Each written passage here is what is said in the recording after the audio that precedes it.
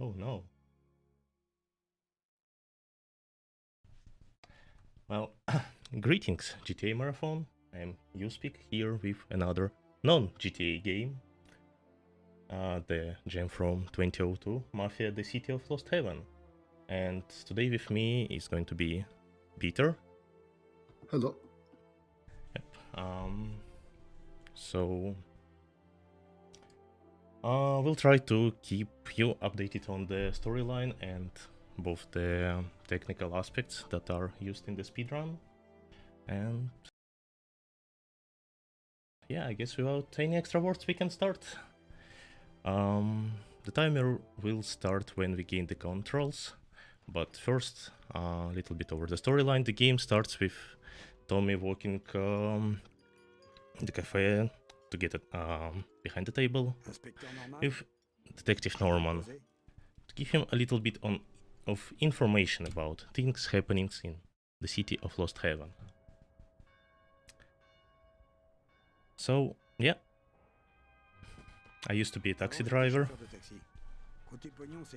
and that's how the story goes. Now the timer will start in about 3, 2, 1, go. And just like that, we're instantly thrown into a popped tire. That's a great start for a marathon. Oh, yes. In this game, we play as Tommy Angelo, a taxi driver who is thrust into the world of the underground crime by fatally meeting these gangsters here and having to lead them on this car chase away from enemy gangsters. This will mean that, well, we have to join the mafia now. Yep. But we got sort of lucky because, yeah, we already got on the way, so all that matters now is just a fairly safe drive towards the Salieri bar, the family house of Salieri family, I guess. Right at the start of the run, we already see a bit of RNG. First, the enemy car chasing us, they can go either very fast or they can get stuck and we can lose them easily. We have to lose them before we get to the destination on the other side of the city. Otherwise, there's no trigger for the cutscene. Yep.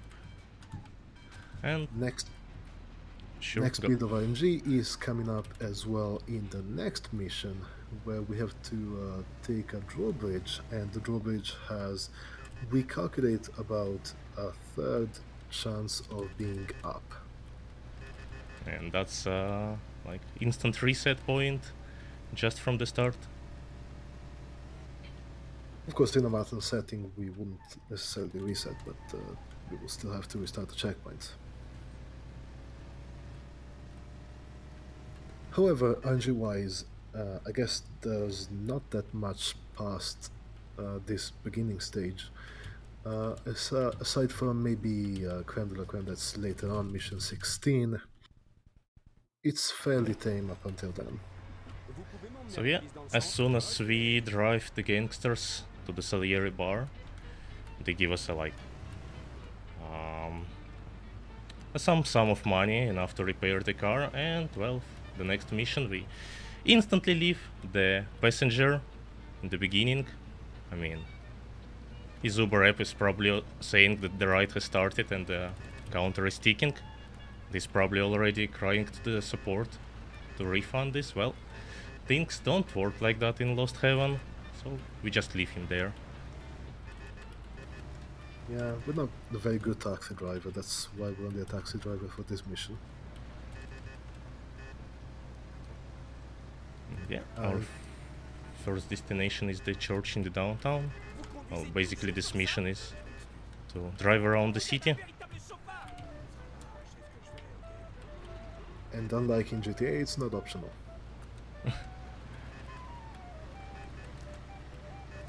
There's a total of 5 passengers that will have to take around the city, and for 3 of them, we reverse before they can enter the car, so we can leave without them. Yep. So basically, when those passengers are about to get in the car, our controls are locked except when we are in reverse gear for some reason. That allows us to drive away from the passengers and well, save some time on them getting in and out of the car. And while that works for all passengers, the problem with the last two passengers is that if we do that, then the trigger to actually advance the mission doesn't work because it's looking for how many actors are in range. So for those, we actually have to take them up.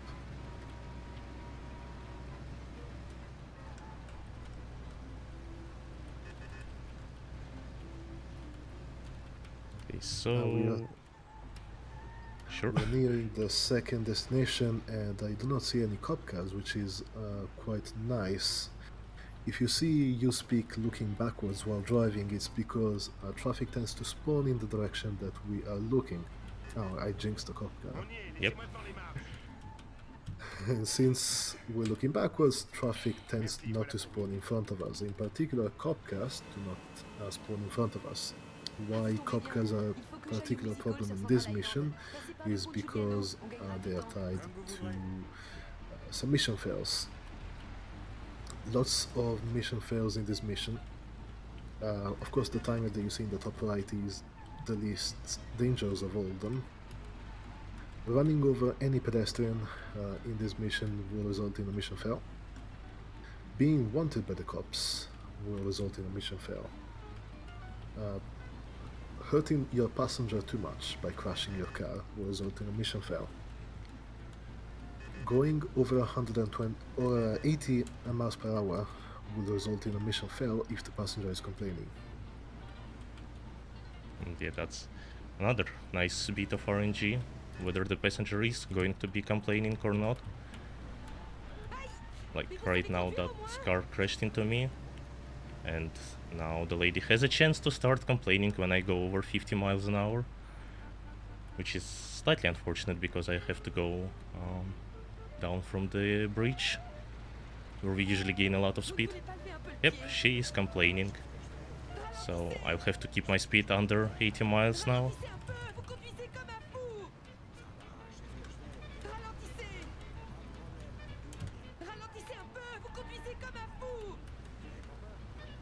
And just like that, we are arriving to the fourth passenger, the one we actually have to pick up. But for this one, we'll actually do a few things. We'll reverse a little bit to stay in range of the passenger so he can get in, and we rev our engine a little bit, which gives a slightly faster start. Bit of a small boost.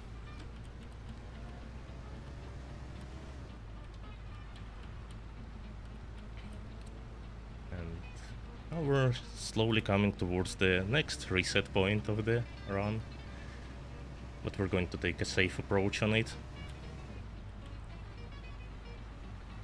The thing is, we have to drive around the city, and you can see on basically the turn on this road, there's a shortcut under the railroad marked in blue, and that's a sort of random jump if you go full force on it, so we'll slow down a little just to make it safe. Now the passenger of course is complaining, and that's another passenger coming up. His iconic personality being annoying.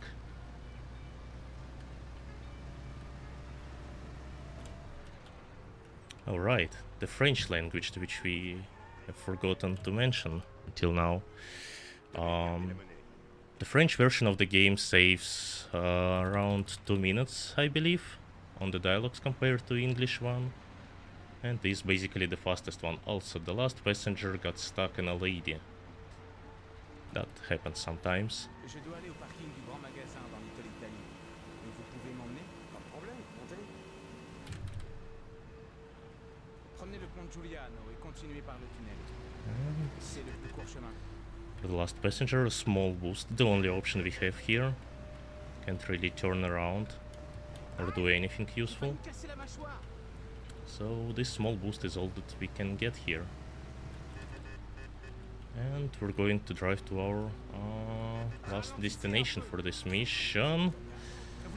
Now those pedestrians are quite scary because even when you see them jumping out of your way, sometimes their hitbox is still in the original position. So even though you're like driving through the air, you're still going to count as hitting a pedestrian. And that's a mission fail. Also nice cop car. It's almost too late to notice it. Not to mention that even in other missions, if pedestrians are about to enter or exit a tram, they're like Hulk pedestrians, I call them. You just smash into them and you break your car. Yeah.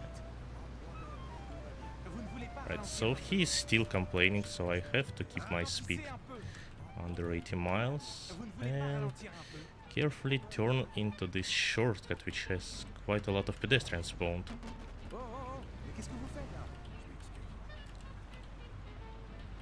But not to worry.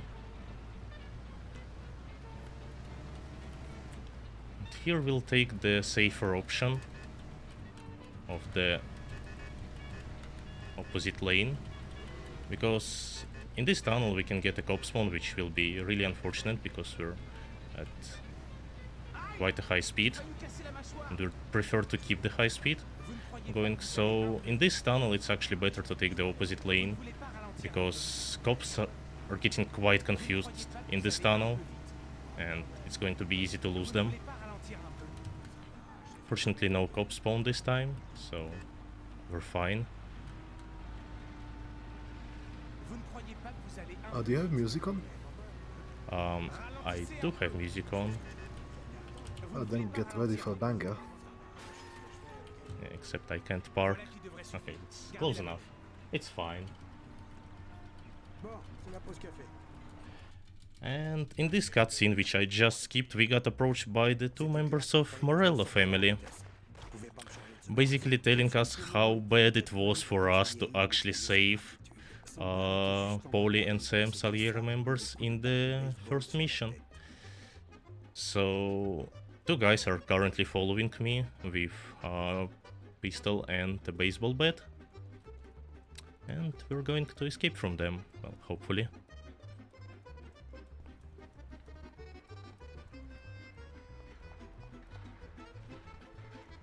Now the game instructs you to get in the alleyways with these helpful green arrows, except I don't really need those green arrows because here comes the first trickery.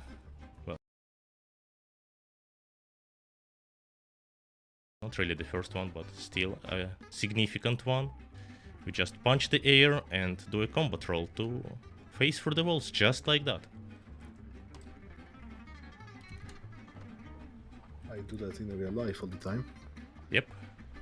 That's how I enter when I invited to someone for dinner.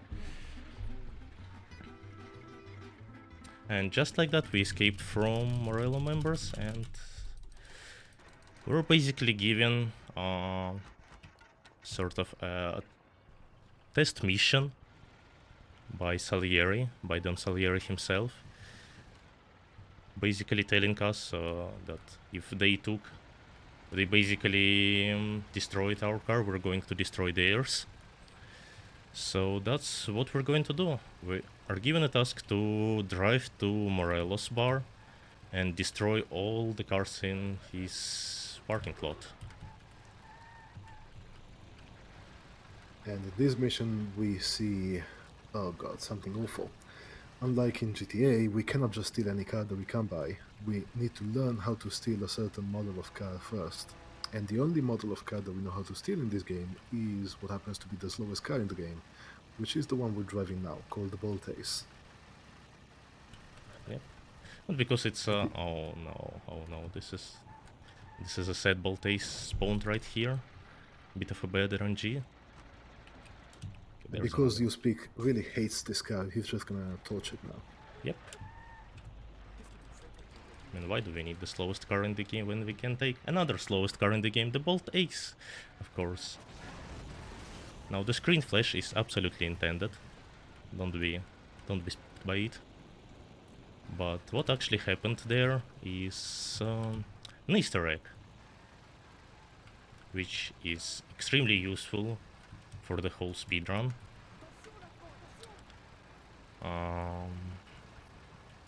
Yeah, I guess it's a few, like, I don't know, 30-40 seconds until we get there, and we're going to get the car that is used for the most of the speedrun. Now that was actually another reset point, because sometimes there's actually 0 Bolt Aces spawn and we can't steal any other car. We got lucky enough, and there's a Bolt Thrower. Slightly out of time car, but hey. Somebody parked it here and forgot to lock it, which we are going to use. We're gonna take it. So this is not quite the fastest car in the game, but it gets close enough. It's certainly the fastest car that we can have in story mode aside from the race car. Unfortunately, this car has a few defects. For one, it's a two-seater, meaning in missions where we need to bring 2 of our friends with us, we cannot use this car. And another problem with this car is its soft roof. Because it's got a soft roof, flipping in this car means dying. And the physics of this car in particular make it quite easy to flip randomly on the sidewalks. So your speak will probably, hopefully, be taking sidewalks fairly carefully throughout the run. That was actually good of you for saying that, but yeah, I expect a fairly big amount of sidewalk memes as we arrive to the Morelos bar and carefully drift the thrower into the parking lot to park all those 3 cars together. We're supposed to smash these with a baseball bat, but we're just gonna torch them instead. Yep, because we have used 1 Molotov to explode the car on the bridge. We only have 1, so we basically have to park them close together. And as those 2 cars explode, the 3rd one is going to be damaged enough for the mission to continue. Yep. Just like that, the 3rd car received enough damage and we can return to the Salieris bar. Back to our base of operations, to which we'll be returning almost in every mission.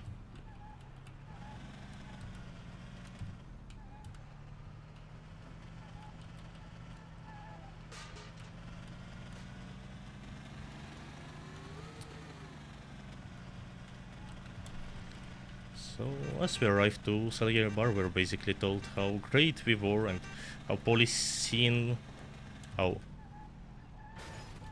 good we taken care of the Morelos cars, despite not being there the whole time. And I guess Poli just knows that. And the next mission we are given is Ordinary Routine, where we are basically told to collect the protection money from several places in the city.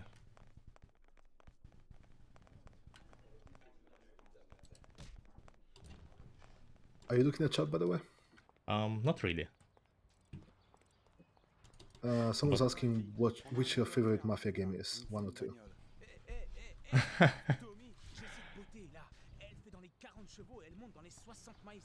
So it would be fairly easy to answer with 1. What about 1DE? I don't know, let's find out this Saturday where Dieter is going to be running it together with Millie. We'll see about that. For now, we're picking up our first gun of the game, which we'll be using to shoot a window later.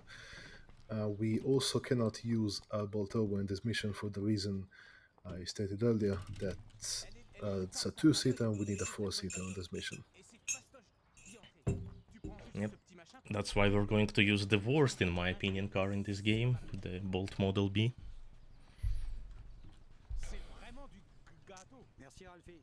Yep, and just like that, that was Ralphie, by the way. Ralphie, on basically every mission, well, with a few exceptions, he's going to teach us how to unlock cars.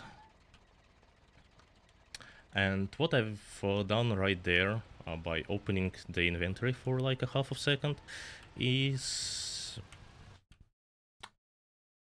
a thing that poses the whole world, except it doesn't stop the engine from starting completely. Okay, that wasn't intentional, but sure. As Bitter said, I hate bolt aces as well. Timing for starting the engine of a car is only based on the length of the sound file for it. So in particular, cars that don't have startup sound, which will be some unused prototypes and stuff, those will always start instantly. Because the sound also keeps going while the game is paused or the inventory is open, that means we can pause the game and still have the car start up while we're waiting. This is going to be used in moments like a few missions after. And I think I also forgot to mention Vincenzo, the guy who gave us the Molotovs in previous mission, the gun in this mission. He's basically He's the gun guy. The gun guy, yeah. And yeah, this trigger sometimes take a while, because for it to work it actually requires the car to be completely stopped, and because of the sidewalk physics, sometimes this doesn't happen. So I have a moment to check another thing. Yep, it's working. And that was a preparation for a fairly recent threat or group of threats regarding our controls, and you'll see that in a few minutes. Lady, please go away, don't... Oh no, this guy's going to block me. Okay, he jumped away, that's fine. So we just taken care of the first place we're taking the protection money from. Okay, I hope that's not going to be an issue. So the thing there was a cop car standing by the crossroad. If we cross the road on a red light, that's going to, well, attract cops' attention there. They will want to give us a ticket for violating the traffic laws. Same as if we were going over 40 miles an hour. That's why you see this 40 appearing from time to time. That's me turning the speed limiter on. So we don't want any cops following us. That's why I took a little bit to the right onto the sidewalk, because cops don't care if you drive on the sidewalk, and cops don't care if you avoid crossing roads on the red light by driving through the sidewalk. Interestingly enough, it's possible that driving on a sidewalk was supposed to be considered a police offense, since the police manager functions do actually consider that an offense, but cops just don't seem to care at all. Yep. And that's another thing some passengers complain about in the taxi mission. Now here we park closely to the wall, so Polly teleports out instead of getting out. And we park by the door, so Polly can instantly get in the car.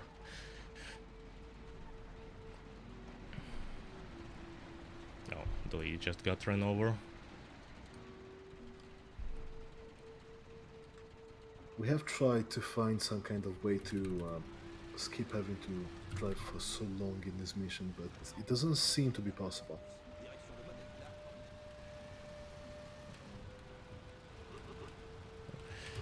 And as we're done with the second place, the Pompeii bar in Hoboken, Polly tells us to drive to the motel outside of the city, which is going to be our last destination for today.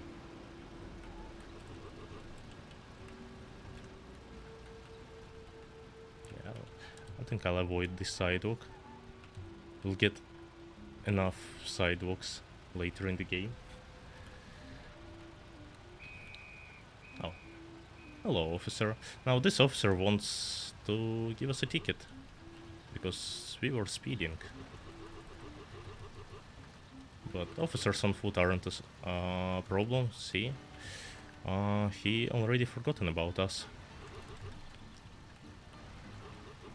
And speaking of things police wants to do to us, like there are basically three states of police chase. It's the ticket, the handcuffs and the gun. And they're pretty self-explanatory. Ticket, they will just stop us, write us a ticket, which doesn't really matter anything, it just makes everything slow. Handcuffs is they're going to arrest us, and the gun is they will shoot us on sight. But there's another thing to it, about that later, as we approach the Clark's Motel, which we're going to skip fairly easily, just by rolling into the wall. Oh. Okay, that was slightly scuffed. And still, this section has actually quite long shootout. Basically, the cutscene shows us Polly getting shot and Sam being locked inside, and we are supposed to rescue both of them. Well, not both of them, just Sam. And there's actually a chase after the motel. Basically, the guy we just shot, the manager, runs out, gets into the car, and starts another location, the chase one. But we're skipping it just by killing him. For some reason, this is like the one instance in the game where the boss NPC is already active and we can shoot him and kill him. Yep. Which works out quite well. And the next mission, Fairplay, we're basically told by Don Salieri that there are going to be some races tomorrow. And there is going to be a guy from Europe, the actual new favorite for this race. But since Salieri got his own driver and everyone is basically does a lot of gambling. So basically everyone is in Salieri's circles put a bet on Salieri's driver, of course, and now this some European guy comes in. So we're going to make it a fair play, obviously, and we're going to tweak his car a little bit. Or at least that's what we are told so far. Now, I missed the trigger for Ralphie, I have to park closer. We can trigger this dialogue in the Yep, car. loud. Is it loud? Oh, I guess Yeah. the car.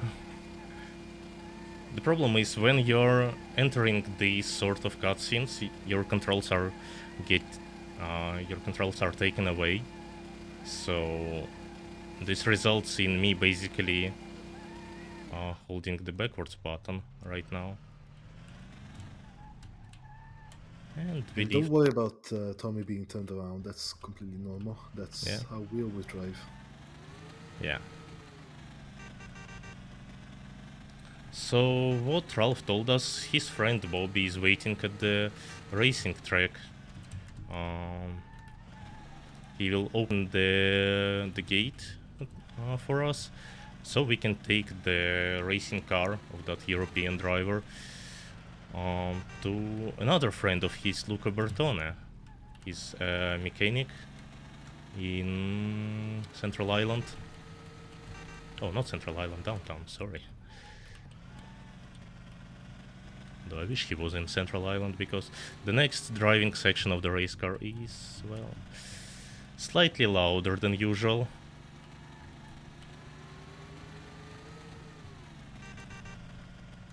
Yeah, the regular reverse camera driving, that's actually why Tommy is reversed. So we can safely use the reverse camera. And we approach the Lost Heaven racetrack. Oh, sorry, Lost Heaven racing circuit, of course. Same. Now carefully park here. This gate has actually a chance to kill us here. And we just talked to Bobby. Now the thing that I've mentioned, the small preparation during ordinary routine, it continues to live here, with me slightly boosting Bobby with jumping. And it's actually done in a quite a fancy way. The thing is, I'm using a controller stick for jumping. The reason behind this controller stick being some analog input, and the game handles that kinda weird. It sends it at my frame rate. So I'm basically sending a jump key 63 times a second. Okay. So Bobby, please teleport out. Bobby. Okay. All I had to do was to turn the engine off. That's fine. So here's the race car that we have to tweak a little bit.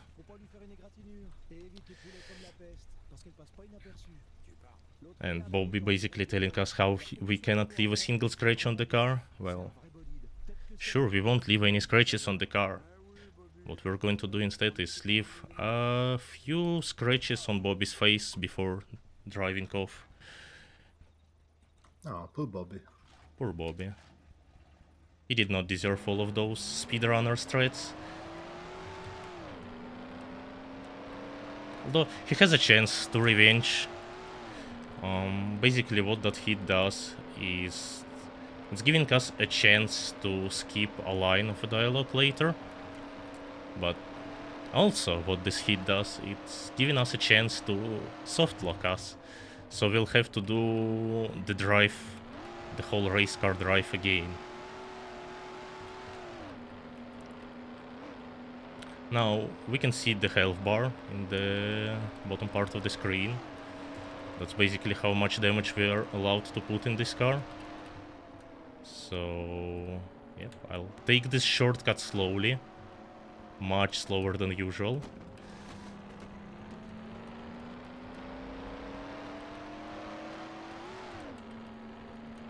And another one.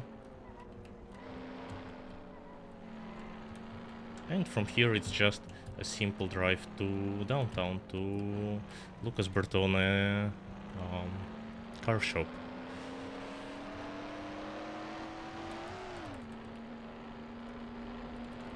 How's the bridge? Oh, the bridge is blinking fancy red lights, yep. Oh yeah, then you probably have to take the other way.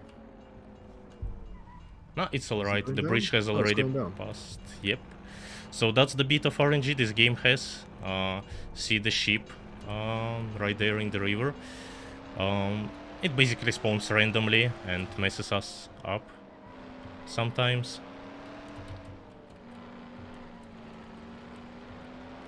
We don't take the drawbridges a lot though, so it's fine. Yep. I think for the entirety of the run we'll actually use them fairly often. It's just that fairly often they are open for us to drive. It's also possible to manipulate the bridges somewhat. Yep. Because if we load a checkpoint, we reset the ship's spawning position. So here, when we get to the cutscene, Yospik is going to actually reload the checkpoint once he gets it. So that will respawn the ship, and because of where the spawn points are, it works out in such a timing that the bridge is never up by the time he gets there. Yep. And in some checkpoints, reloading a safe also makes the car engine already started. So if I didn't reload, I'd had to wait for the engine to start up, which takes quite a while in this race car.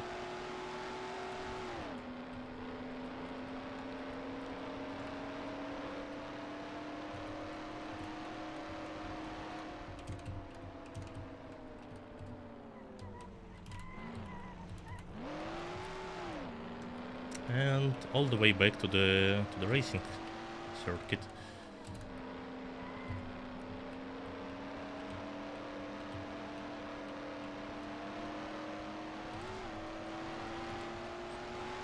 Now you can notice cars for some reason moving to the side. That's because I'm currently honking at them. That's a mechanic in Mafia games. Except this car doesn't really have a sound for that. But the key is still active, so the NPCs in traffic give us some way. Although it sometimes works unpredictably. So it's not really recommended to honk all the way. Like only... The cars are supposed to choose whether to swerve left or right depending on your path and their path, but if there's some turns involved, it might be hard to tell where they will go. It also should be mentioned that honking the horn only will make the cars swerve if you're going over 40 miles an hour. And even at like 40-50 miles an hour, it's not really possible, or not really noticeable. So they like drive like, I don't know, a few centimeters to the side. I'd say it's fine, you can get through.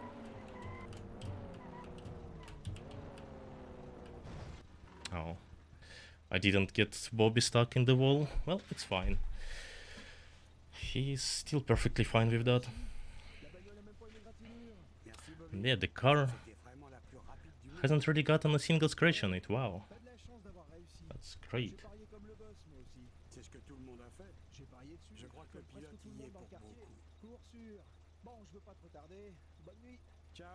Actually, I didn't notice right now whether we've got a line skipped, but well, I guess it's fine.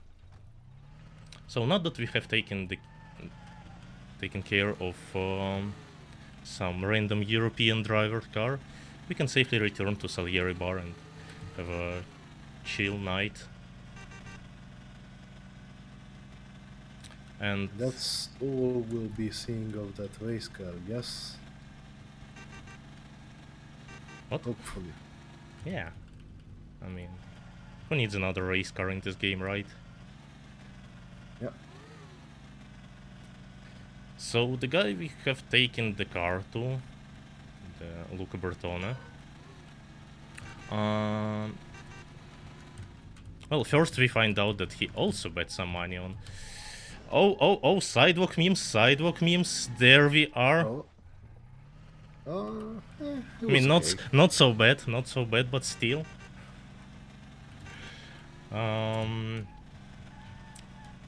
So basically he told us that if Salieri's driver wins, Tom should give him a visit, and he will give us some fancy cars. More on that later. And as we safely approach, avoiding all the other sidewalks, Salieri's barn, so we can enter the door and trigger the next location.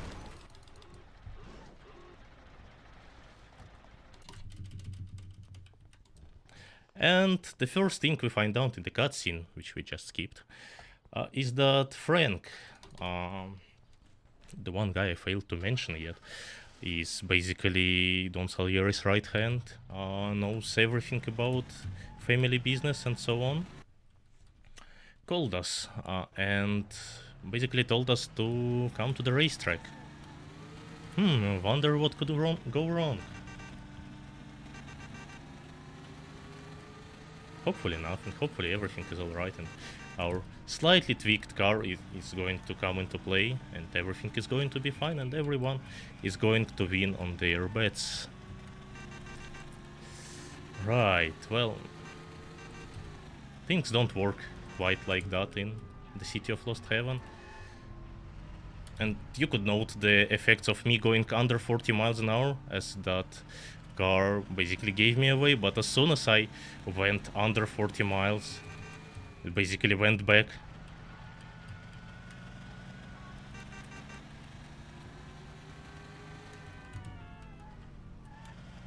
Carefully going over the sidewalks. Cops aren't really an issue in this place because in most cases they will lose us before we get to the racetrack. And actually in this car it's really in most places from now on cops are going to simply lose us. Can't really compete with Bolt Thrower.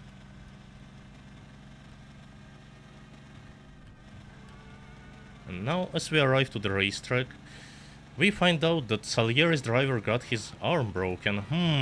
Wonder who could do that. And we are basically told to race instead of him. So what we're going to do... Yes, we're gonna have a clean race with no cheating, right? Yeah. Whoa, you're starting early. What are you doing? Well, it's the same thing as in Running Man, the taxi mission. Our controls are locked except when we are in reverse gear for some reason.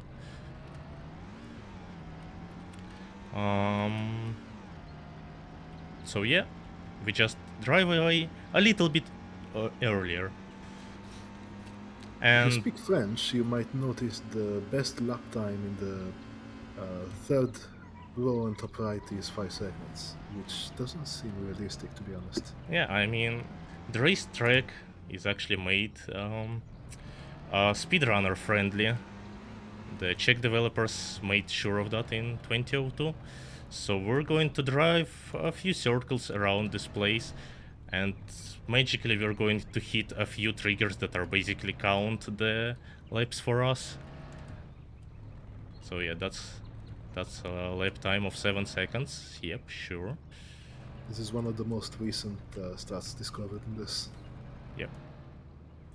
Actually found out by some random viewer in YouTube comments, which is honestly quite a thing to find out. And yeah, just like that we finished the race, the hardest mission in the game, the mission that deemed like that basically every kid in the block asked their older brother to complete for them. If the race is so hard, how come we can just drive in circles and finish it? Well, okay, so there was another thing. Thing is, nobody really knows about the race. Well, nobody can really explain the race because it's coded weirdly. And what happened right there is, you may have noticed during the run that there are like 2 sets of controls, the primary and the secondary ones. Or if you allow the smooth ones and, well, I don't know, the instant ones? The instant ones, thank you. Yes, you may notice that the steering wheel sometimes moves smoothly, sometimes just snaps instantly to the left or right. That's because secondary controls are built for analog. They're built for like controller and steering wheel. So if we bind a keyboard key to those, the game just recognizes a 0 and a 1. So it just either goes full steering that way or just straight. Whereas the primary controls are made for keyboard, and so those will steer smoothly. Now what this means is secondary controls allow us to control steering much better. It allows us to avoid spinning out. However, it does so at the cost of some extra speed. So good speedrunners will use both primaries and secondaries depending on how they have to control their car. Yeah, and what happened as I was entering the tunnel, I pressed both primary and secondary controls, which basically locks, locked me out of steering unless I release both. Oh, happens sometimes. And we just arrived to Lucas Bertone service. You can see the mission marker at the bottom of the map, and we're driving completely the other way because Luca Bertone missions are completely optional during the game. So sometimes we get a prompt like, hey, you can visit Luca Bertone to get a new car. And we don't do that in any percent. That's what any percent Luca Bertone category is for. Yeah, we're just gonna completely ignore that and go away. I could have clipped into the door like for a fancy showcase right now, but I'll just take the back door. So yeah, Tommy basically tells us, yeah, I'm already tired for today, have no time for another fancy car. And the next mission is Sarah. Sarah is the daughter of Luigi. It's the guy behind the bar. And Luigi basically asked us to escort her home. Yeah, because some bad guys recently started, like, I don't know, coming up to women in the district, threatening them and other bad things. So what we're gonna do right now is we're going to simply push her closer to her home. That's the way to get the mission faster, right? Yeah. Okay, we're going to leave That's her the only here. thing we're gonna do, right? Yep. And oh no, we're approached by those bad guys. Are threatening to kill us. Oh no. I mean, as a person of honor, I just leave. I punch some air. We just run away and let Sarah handle it. She'll manage, I'm sure. Yeah. And now some extra trickery and a little bit of console experience. I'm sorry, but this is a threat here. So it probably makes no sense right now, but I guess Peter can explain it. Yes. The speed that scripts will be executed in the game is somewhat tied to frame rate. So if we push our frame rate down, scripts will be executed slower. And so in particular, we're able to do something like that, where we're trying to avoid a fail trigger by passing some checks, and it will be faster if the scripts are executed more slowly. Now, this only works up to 12 FPS. Anything below that, the actual game speed will go down. For the actual skip itself, what we're doing is we're going out of range of Sarah, and the game is supposed to fail us, but it actually checks for our angle first. Because if we're going away from Sarah, but we're still looking at her, I guess the game doesn't count that as us leaving her, abandoning her. So if we are looking within 45 degrees of her, it's fine. That can only work up to like 6 times, I think, but it's enough to reach the final cutscene trigger. So we do that. Yep. And basically the cutscene have quite a number of cutscenes that we just skipped. It basically shows that Tommy had a good night with Sarah, you know. And the next day, Salieri told us to deal with those guys. And Polly already got a plan. So there's a guy called Big Beef, I believe. And he probably knows about the Chinatown, this district, more than us. Oh. Well. I failed to trigger him while in the car, so we'll have to wait a little bit here.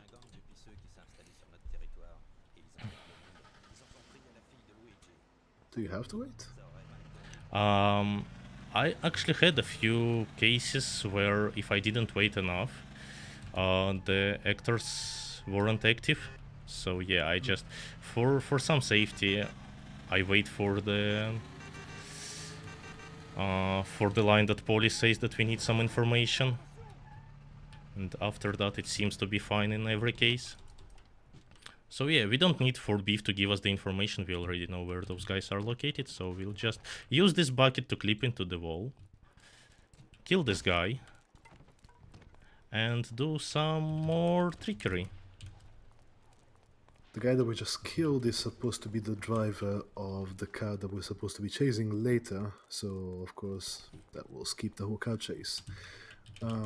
We're supposed to beat up a bunch of hoodlums here and then have a shootout, much action stuff that we're going to be skipping by hitting a trigger. That's why Speak went all the way to that window. And now we're going to hit another trigger, which would normally trigger the shootout. But because we damaged the boss, it also starts the car chase. Yep.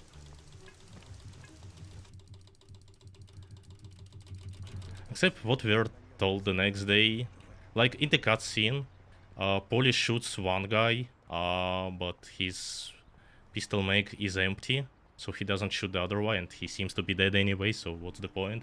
Except he wasn't dead. And the guy we killed was son of a city councilor, I believe. So it's worth to mention that like Salieri doesn't have good ties with the city officials, while Morello certainly have some connections there. So yeah, things aren't looking really good for us anymore. But we are given the next mission. We're told to drive to the Corleone's hotel because they decided to cut deals with us and start working with Morello's family instead. So what we are told is we have to find the manager, kill the manager and explode his office, because that's how we can set up a new management there. And while we're at it, we also have to take care of one girl that is supposedly like giving some information to police, city officials, Morello family, you name it. So that's what we have to do in the hotel that we're currently approaching. Didn't go for the bridge. Yeah, I didn't go for the bridge. I mean, I did go for one. The wrong one, though. Oh, you can do the walking animation if you reload the checkpoint. Oh, I mean, sure. That's how we walk in 1930s. Quick showcase. And now, all that been said, like, I don't know, kill the manager, blow up his office, find the girl, kill her, I mean, who needs all of that? We just carefully approach this window and fall down, yeah. I'm sorry. We'll just carefully approach this window.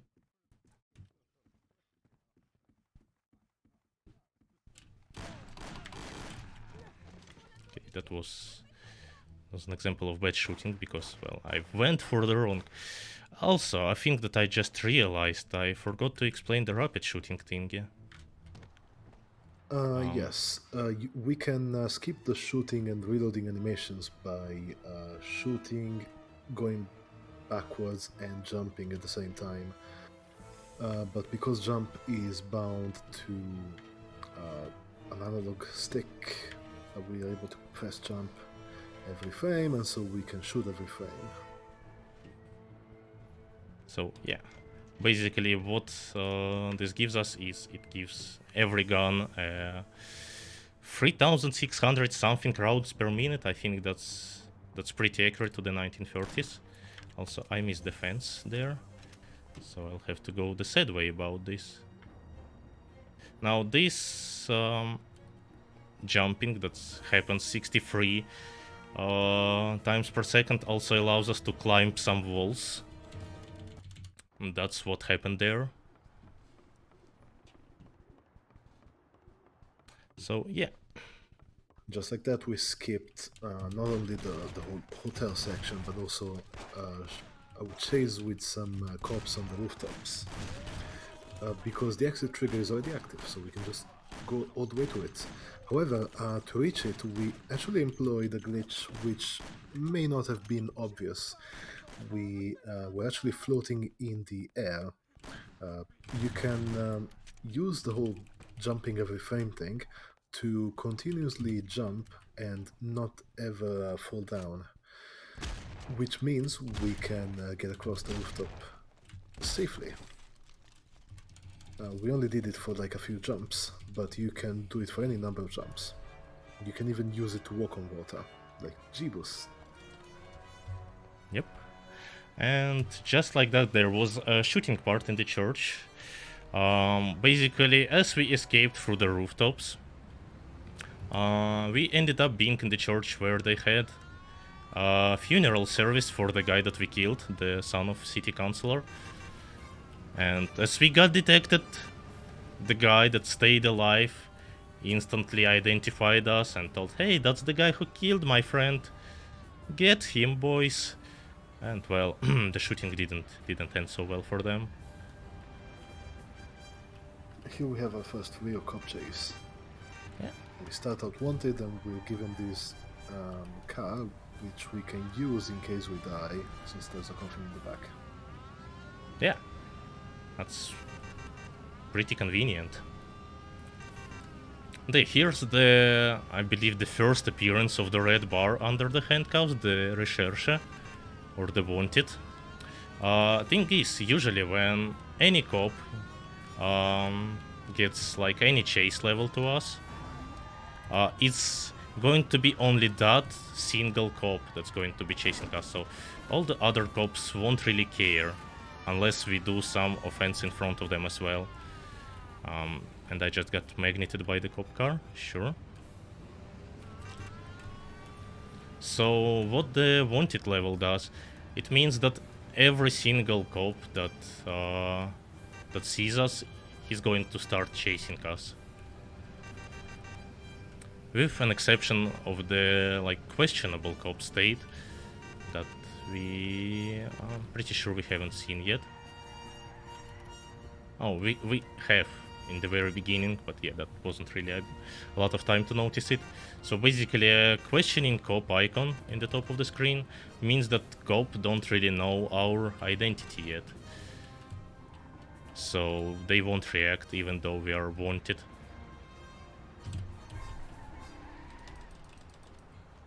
Like this one. And you just can like achieve that. this by either entering a car or exiting a car when not in sight of cops. Although there are some nitpicky specifications that I'm not really going to go into here. Did I just... okay. It was a weird place. So while that 1930, what year it was, 5 I think, cutscene was playing, you can walk around the location. So get closer to Ralphie, who is going to show us how to unlock that beautiful car there. I mean, we're taking this one anyway.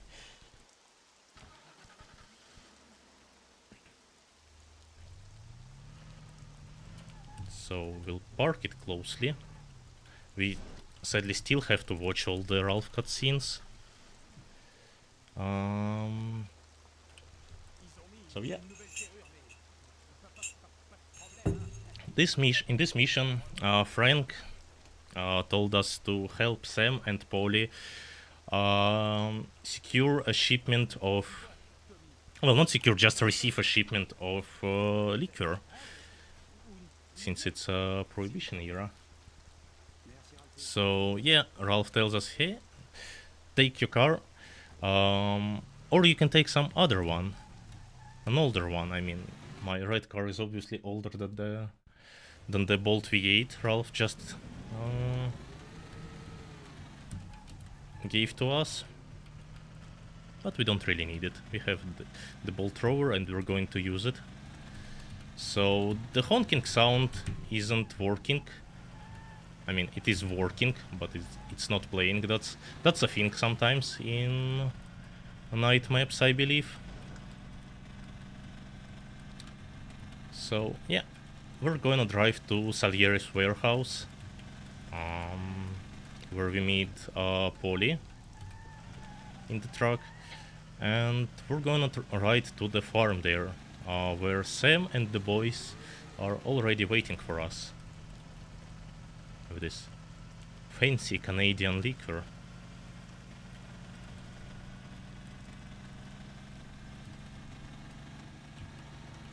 Now, even though it's night and it's not as much cars driving around, it's still useful to use the reverse camera here. Mostly because to avoid the cop spawn, because in this and well, in most missions, we cannot really proceed if cops are actively chasing us. So it's either has to be a questioning cop state, or sometimes they just have to, well, not have us in sights.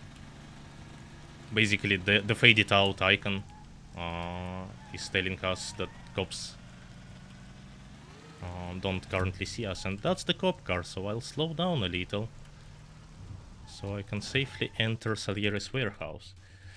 But as we arrive to the farm, nobody is around here, so Polly tells us to check things out. And the farm seems to be suspiciously empty. I wonder what could have happened. I'm sure it's nothing. Yeah, we'll probably find the crates of liquor and drive away. Although I'll have to shoot this window just because it's a window. And oh no, I mean, this guy probably is completely drunk with our... Ah, he turned out to be dead. Interesting. And we're being attacked by some gangsters here. Were the gangsters or the detectives?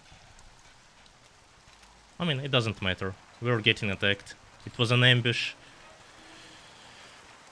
So yeah, with the only guy found dead and us being attacked, we are running towards Polly. Because Polly certainly knows what to do in such case. Oh yeah, sometimes he flop-flocks. That's what he does. Yep. So yeah, we found more guys without weapons trying to attack our friends. And we're going to shoot this guy. And wow, that was a good spin. I wanted to jump towards the bridge, but instead I spinned my mouse too far and jumped even further away from the objective. I mean, that's a thing. So yeah, what shooting the friendly guy done is Polly skips the line that, hey guys, stay with the trucks. We're going to check this out. And yeah, now we have to deal with the rest of the enemies on this farm. With a few exceptions, like there are two buildings, I think two buildings, that have enemies inside, but they don't come out until you trigger them. And it's unnecessary to do so. Yep.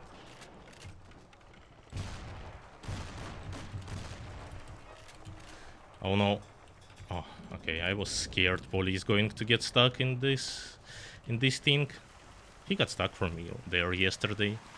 And Yeah, it's not really a soft lock. If you carefully shoot him with a shotgun, he like just gets thrown back and may find a way out. So yeah, we can't shoot those guys yet. Those aren't active until Polly opens the door, so we'll have to wait for Polly.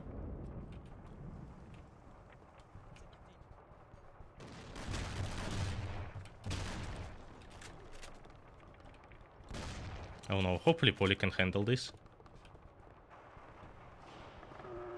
I think Polly handled that, but I won't be able to do a fancy thing. Barely. I mean, almost. Well, that is going to be on display for another marathon. Or maybe if we have some time after the run, we can do a little bit of showcase with this and few other things in the game. Actually, there's at least one more thing in this mission alone that we can show.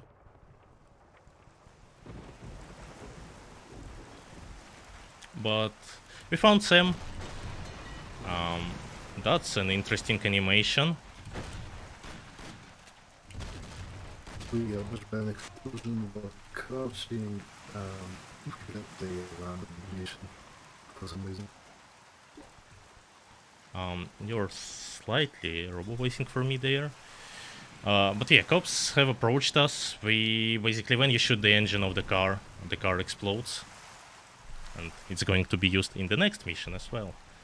But for now, we shoot Polly, so he skips the car exit animation. And we get a little bit of other RNG segment here. Now, those cars that are chasing us, oh, those are fast. And it's nice. So, this is a thing in the game that's called boosted cars. And that's usually the enemies. Well, their cars are much better than ours, even though it's the same. And it happens sometimes, it's like, I don't know, it's just to make the chases better or something. But sometimes these cars in this mission spawn not boosted, so they drive with the regular speed and it basically takes ages for them to catch up to us.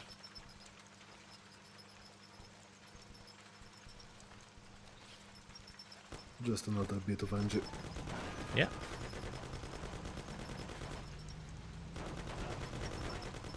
Okay. But I'm not going to kill that guy, but yeah, it's fine. And... Did you go invisible? Yes. I did. If you press the camera button during that, you go invisible and the guys cannot shoot you. Yeah. Although they still crash and the explosions still do damage you. And meanwhile, even though Ralph told us, hey, take some older car, you know, and I believe he only tells us in only this mission, like no other mission has the same line. Yeah, we're still forced to drive the Bolt V8 Ralph gave us earlier. But it's a good car, much better than the Bolt B or something. Also notice the white line on the radar. Thank you for your notice. That's a car that is going to be used in a Bertone mission, which we could take here, but we won't. We could, but it's slower.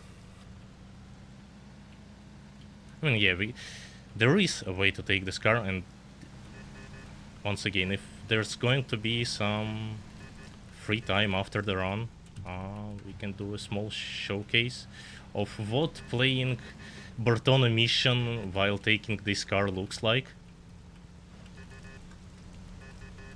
But meanwhile, we are casually driving back to Salieri's bar as we're done.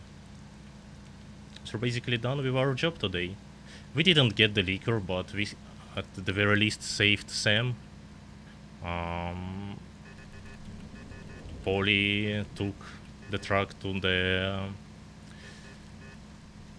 that one doctor that doesn't say anything to officials, which is a good doctor for the Mafia family.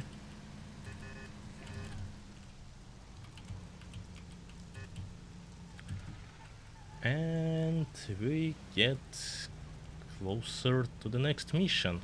Next mission is Omerta. And we are told that Frank, the guy that knows everything about family business, the guy that keeps the financial books and, well, every single detail of our business is covered. Well, he is about to tell everything to the police. So we have to kill him. Busted. Yeah.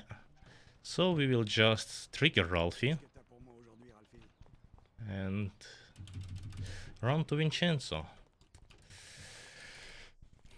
From this mission on, listening to Ralphie's dialogues is not necessary. You don't get C'est quelque chose controls locked. Yeah. So you can just trigger him and go. So we're given a trusty 1911 and a sold off. En Sicile, on appelle ça une lupara. Quand on retrouve un mec qui s'est fait descendre comme ça, tout le monde pige. So I'm going to spam my keyboard and mouse key because when there's multiple things for you to do, the menu appears, like which weapon you want to pick up. So by me spamming one and right mouse button, which is an action key, I'll pick up both guns almost instantly. And I use my 1911 to skip Ralph's dialogue. Also a fairly recent thing, because he takes some time to tell us about this fancy Schubert Extra 6. We don't really need it, we just take the thrower. So mission tells us to first to go the Big Beef, the guy we visited in Chinatown. We're supposed to go to Biff and then to another informant called Tony, and then he tells me to go to another informant who's under the Giuliano Bridge called Joe. Yeah. But we don't need to do all of that because eventually we would have to beat up Joe, and because we have That's to an damage him. unfortunate cop spawn, but not to worry. Oh wow, crashed into him. Yep. Because we have to damage Joe to proceed in the mission, we're actually going to damage him before he even spawns. Right now, Joe is an inactive actor, so we can't shoot him, we cannot interact with him, but he can still be damaged by explosions. Yep. So even though he's not currently present here, we'll just... I don't like the look of that cop. It's probably going to be bad. But first, we'll steal some car.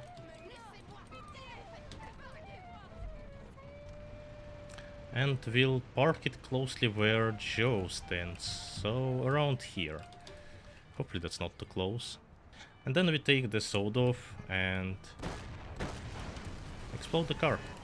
Oh no. That scared me. So there should be a line, yep.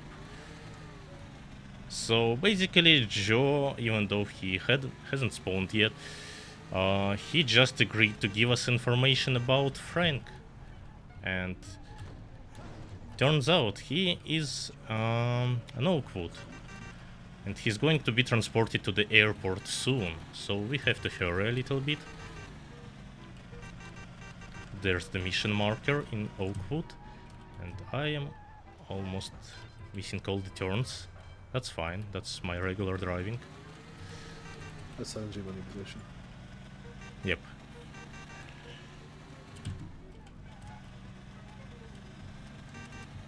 So I didn't prepare the save though. Oh, it would be hard to showcase this one. Yeah, probably don't go for it. Yeah. I mean, it still depends how much time we'll have by the end of the run. So this is Oakwood, a fairly fancy neighborhood, and there's some armor police car.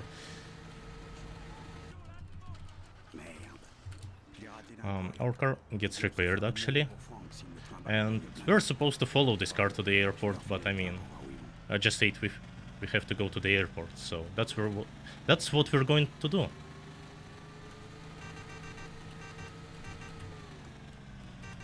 So yeah, the game doesn't really check whether we're staying too close or too far from the car. We can like follow it, we can crash into it, we can do whatever we want in this mission, as long as we get to the airport.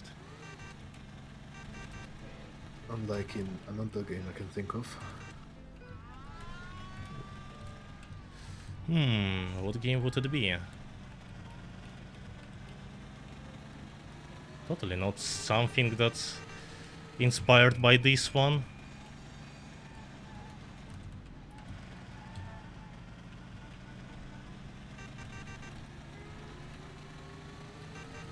And yeah.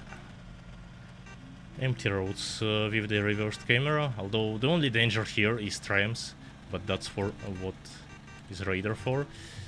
And we soon will be arriving to the airport. So I'll prepare my 1911, because I know some shooting will happen there. Yeah, we don't need for Frank himself to arrive to the airport either. There he is. Oh no, that was slightly unlucky. All of the detectives went inside, which means I'll have to use the shotgun. If we manage to catch one before he goes inside, we can grab a free Thompson, but unfortunately not this time. Yeah. And what we're gonna do now is another fairly recent strat. Before we had to run around the airport, and we'd either take a truck or a Falconer, both not that fast cars. So we'll park Thrower here, put it in neutral gear, because surprise, the game has manual gears, and we find out about this like 1 hour into the run. And we clip through the invisible wall. So the invisible wall only stops Tommy, it does not stop cars, so the car is able to just roll straight through and we can take it here out of bounds. Yep. And we can use it to drive around the airport now. So the next thing, we have to trigger a few checkpoints. One being around here.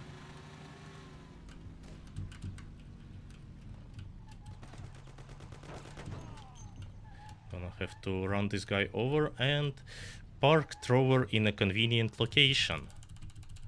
Also pre-start the engine. When you exit the car while the engine is starting, the engine will not stop. Wait, what? How is the guard still not here? That's interesting. Okay, that was interesting. Usually the guards runs towards here, but I guess not this time. So we found Frank. And he told us to find his family first. There's his family. Some random guy calling the phone because there was some shooting at the airport. Police, please check this out. Snitches get stitches. Sort of, yeah.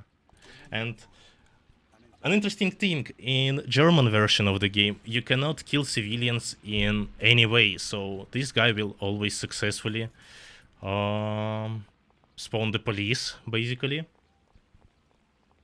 So yeah, in the German version you get even more enemies.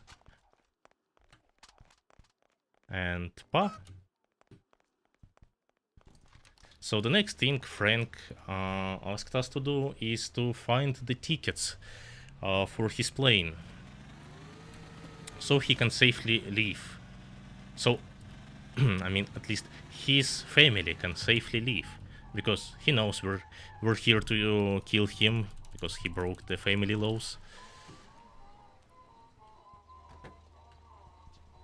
So we're going to deliver the tickets to Frank's wife and daughter.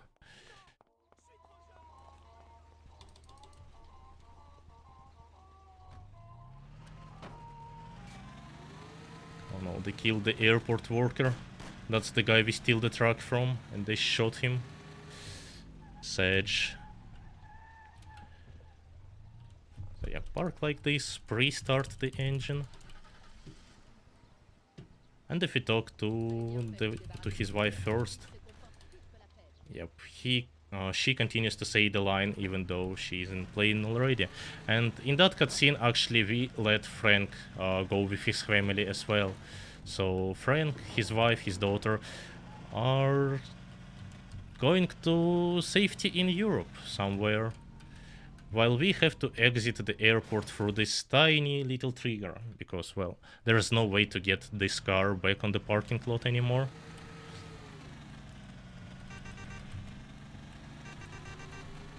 And yeah, Frank also gave us a key for the for this deposit box in the bank, where he kept all the papers related to Salieri family, so we're going to take them.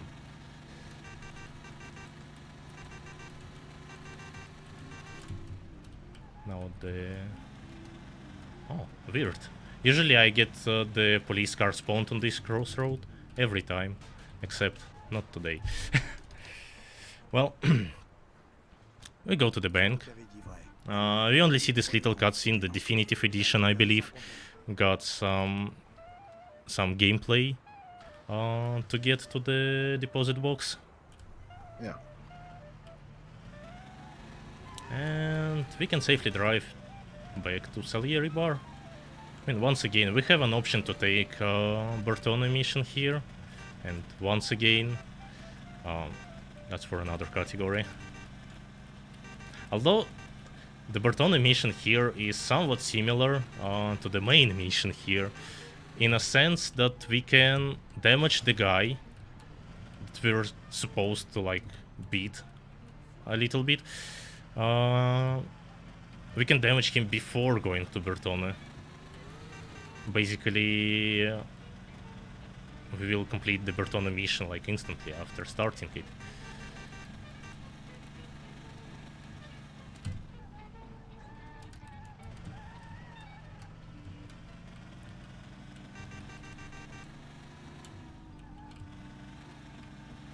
You can notice me slowing down a lot in this place before this alleyway, because that one sidewalk is extremely likely to throw us up. It's probably the most consistent sidewalk we pass in the run. Yes, and here we have to wait a line in the cutscene for this next thread to work, but I'll have Peter to explain it for me.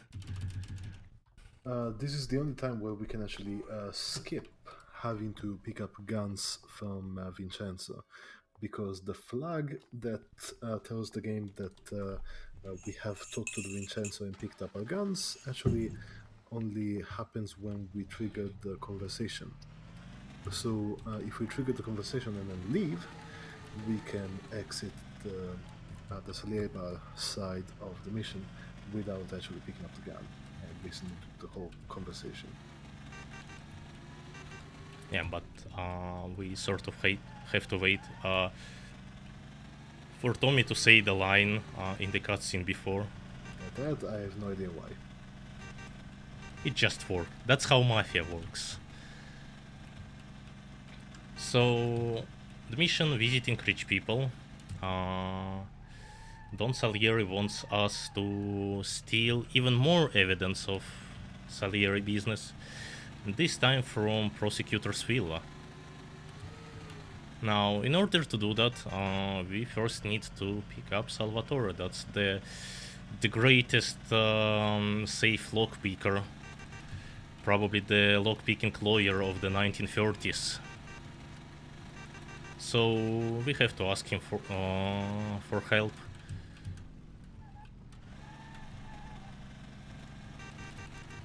Even though pathfinding in general in the game is kind of wonky, he seems to have one of the worst pathfindings that we know about. So there he is, waiting for us. Salut, chef. Allons-y. Parfait. Mais où est-ce qu'on va? I mean, he managed to get into the car. That's already a big positive. And now we have to drive to the prosecutor's villa. Mais les coffres s'améliorent et which is in even more like even fancier neighborhood of the city, the Oak Hill, located on the hill, surprisingly.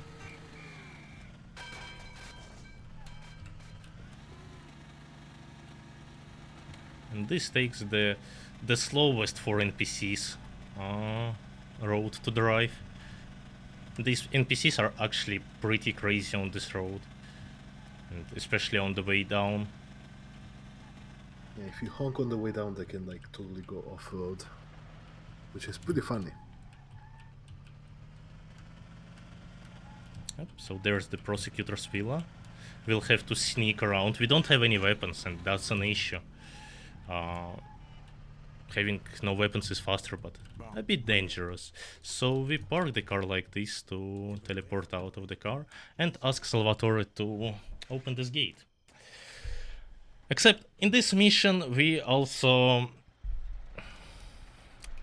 are better in compressing things other than any WinRAR, because through this tiny little gate we can fit the whole bolt thrower. Essentially, the game wants to carry the car with us because it wants to save it for the next checkpoint. However, the devs made the mistake of not locking our controls immediately, meaning we can exit the car immediately as the mission starts. If we're exiting the car cannot be teleported, so it bypasses the scripts teleporting the car outside the villa for us to not be able to reach. So we're able to take the car with us.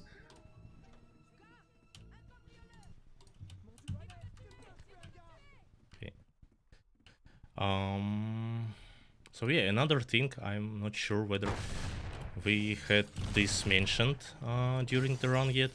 When anybody, like player, NPCs, or like regular pedestrians, enter or leave the car, this car basically cannot be moved in any way, like even teleported by the scripts, as happens here.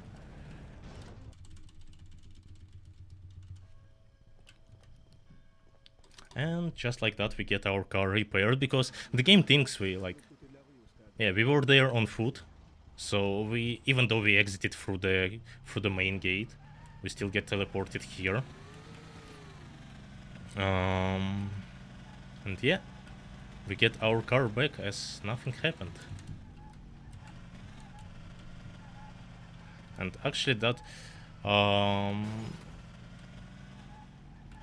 there's another car that we can steal here, and Salvatore can teach us. That's like the only car. Also, that's what honking does to the cars here.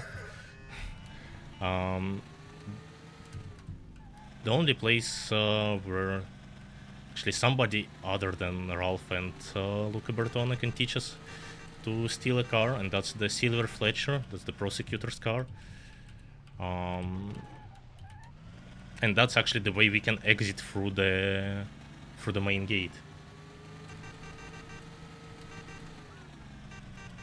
So that officer didn't like us speeding through this road, and we'll park here, even though the marker clearly says that we have to be on the other side of the road.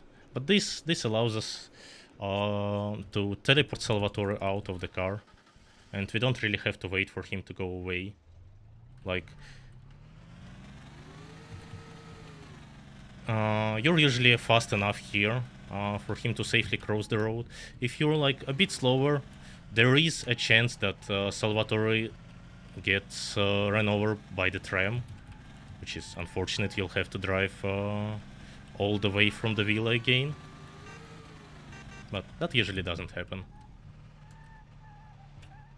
And we have to drive back to the Salieri bar again, now that we got the papers.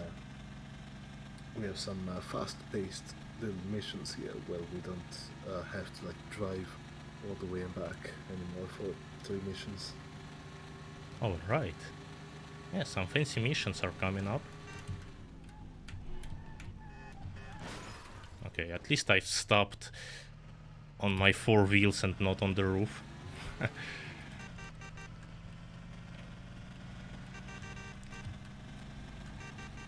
Although the car is noticeably slower now. And that's a thing you have to watch out in Mafia. You don't want to damage the car too much. And the cars here got a fairly detailed damage model, I'd say. Like, you can broke, I believe, like individually, like the engine, the gearbox. Every of those 4-wheel can detach from the car. And also, I got a ticket. Oh no, he sees me. Okay, I'm sorry, officer. Oh no, you... That's unfortunate.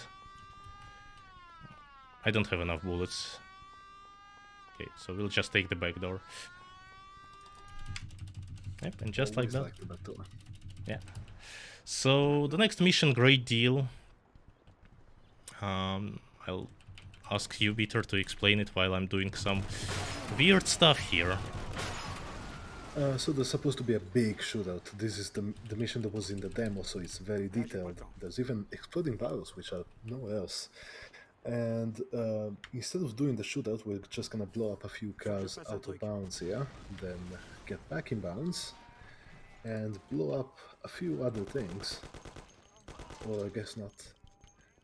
We're gonna go upstairs and kill some enemies that are spawned because the previous enemies have died. They were also inactive actors, so they were damaged by the explosions. Grab a couple of grenades so we can do more explosions to damage the other inactive actors downstairs.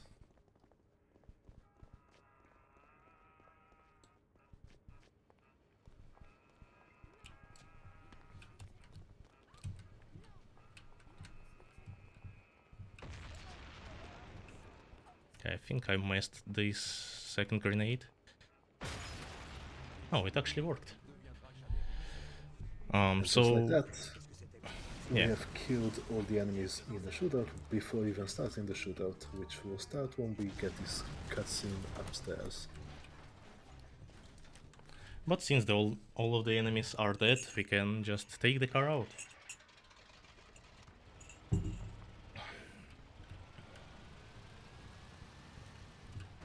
And all of those enemies that we killed earlier while being out of bounds, so there's an invisible car here. And a few more there, I believe. So we killed them all in out of bounds, so they aren't shooting us.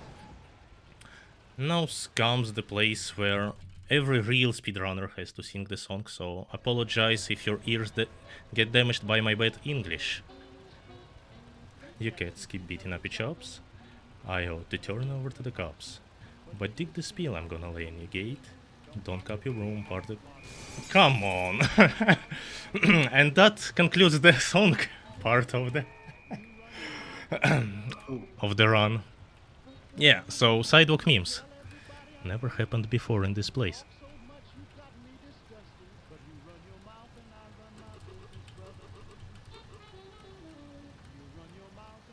There's also a different strat that some of us do, which is, I guess, just about the same speed, maybe a bit slower possibly, where we make one of the AI cars boosted and then we take it for ourselves with the boost still intact. It only works in a couple of specific places for some reason, and this is one of them.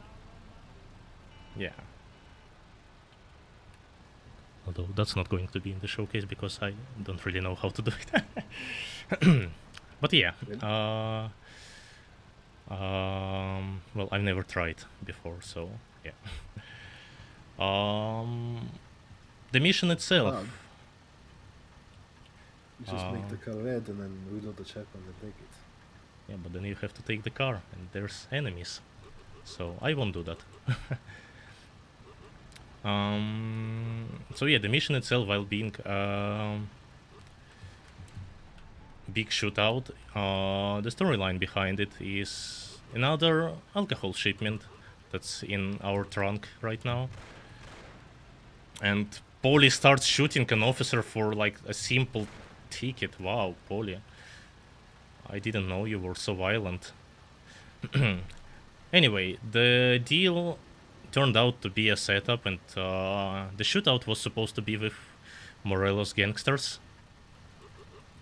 The guy that like organized the deal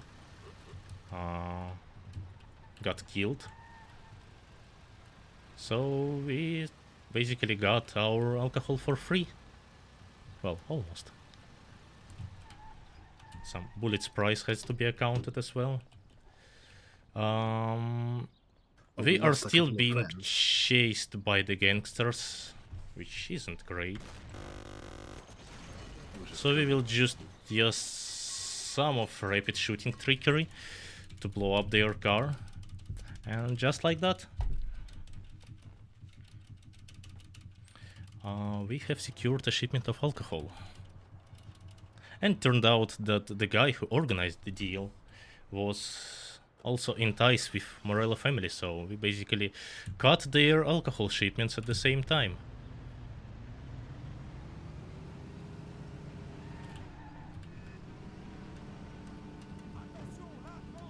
And the next mission, Bon Appetit.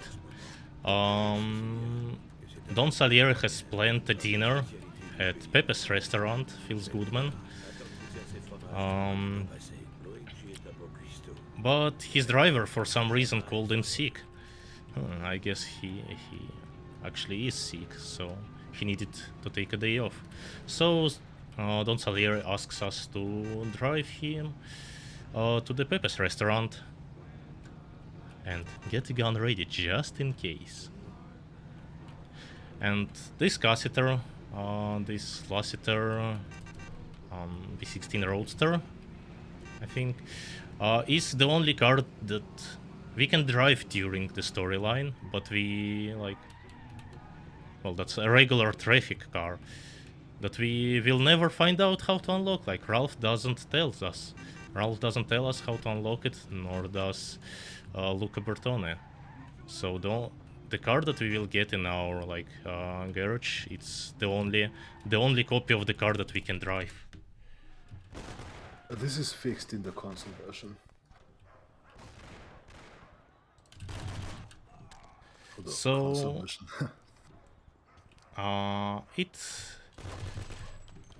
the dinner was actually like some sort of ambush. Morelos guys knew that we were going to... Oh, I got extremely lucky there.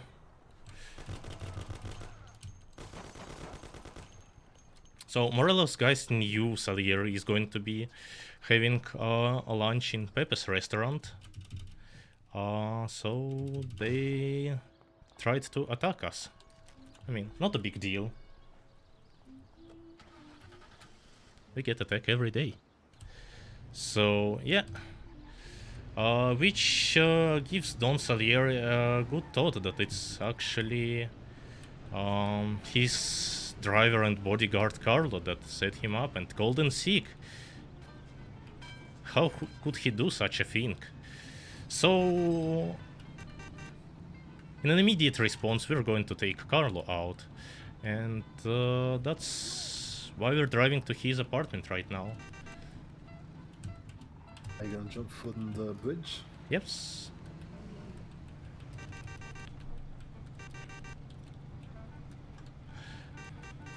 Pepe's restaurant is not out of business. Don Salieri promised to give him some money to get everything fixed. And what's more important, Pepe himself is alive, so...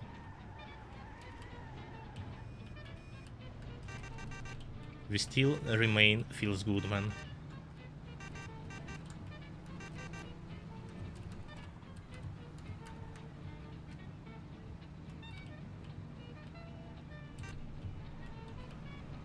Yeah, a little bit of honking to go through a narrow place, and there's Carlos' apartment, but we're not in a convenient spot to go to there, right? I mean, that's Mafia. The fall damage is basically non-existent when you jump until a certain height. So is he dead? He's dead. Okay. For some reason, if you just walk off a ledge, you take a shit ton of full damage, but if you jump off a ledge, you don't. Yeah, and that's how rapid fire works here. Just a little showcase to do. And there we go, we have taken care of Carlo. And the next thing Salieri thinks of is take care of Morello's connections in the city. The first one being city councilor, the guy who lost his son a few missions earlier. So while Ralph shows us how to unlock the car, I'm gonna stand here a little bit. Thing is here, with this exact place, we have to wait for Ralph to sit back on the box, like to finish his animation before we can get out. So going back to the garage sort of aligns the timings so we can get in the car and exit safely. And also I have reloaded a checkpoint to get the car engine started.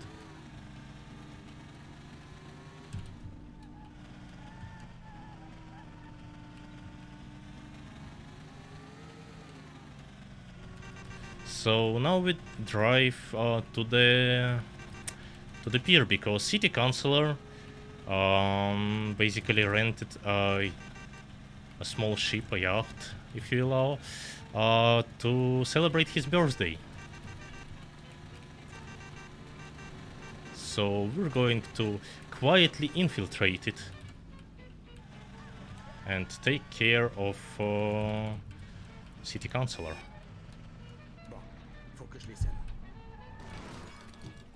Like, I didn't get it. Sometimes if you exit the car here,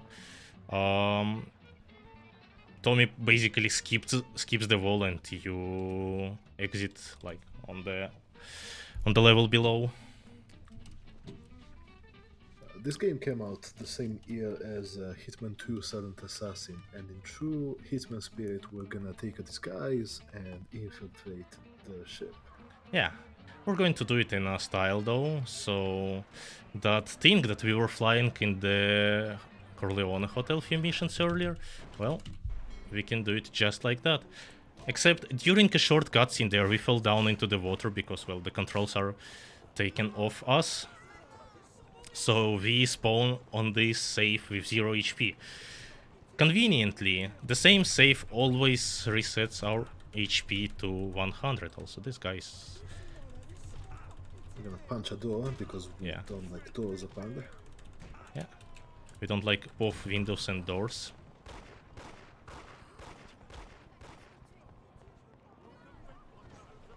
So yeah, just like that. I think the crouching animation basically repeats our punches, so we can deal 8 fully charged punches in a short amount of time to the city councilor. Now, the intended way to play this mission is actually much better, well, much better thought than just punching the guy. We're mostly given a set of things to do. We have to find the keys for the toilet on the ship, where the pistol is stashed. Yeah. Here, we don't wait for Vincenzo, like, even though you can see the exclamation mark above my HP, indicating that I can do some action. We will not do that instantly. We'll let the dialogue be started by Polly, which allows us to start the next dialogue with Ralph this time, even though we're like in a completely different spot. So yeah, here's Ralph talking to Polly. Here's Car, which sometimes gives the animation of, like, I don't know, punching back, just like that.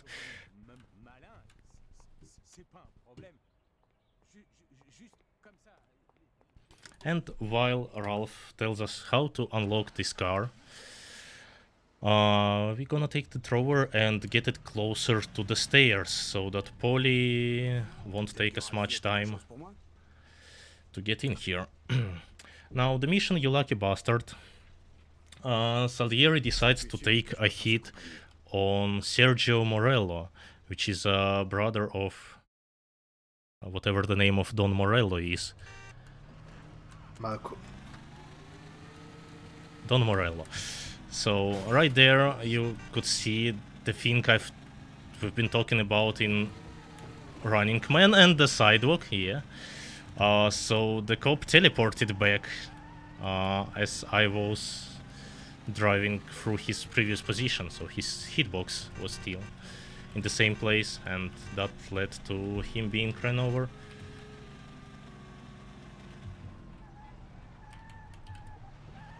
First attempt on Sergio Morello's life. We're going to drive to a restaurant and try to just shoot inside because we think he's there.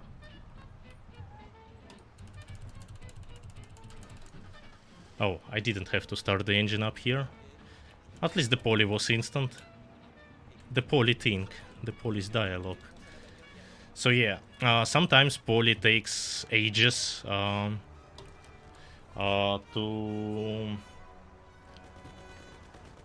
to start explaining his plan. Like, hey Tommy, you'll get in the phone cabin, you'll phone the restaurant and ask Sergio to answer the phone. Well, the thing happened, Sergio wasn't at the restaurant at the moment, so we have to escape in shame.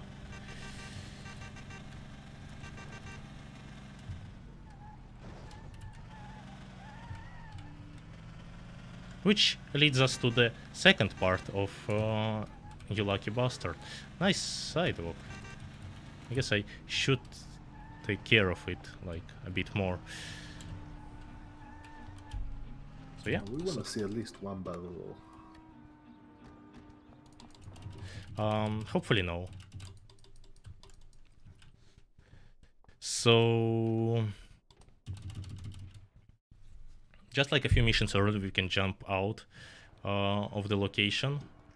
We only need to take the cartoonish looking bomb.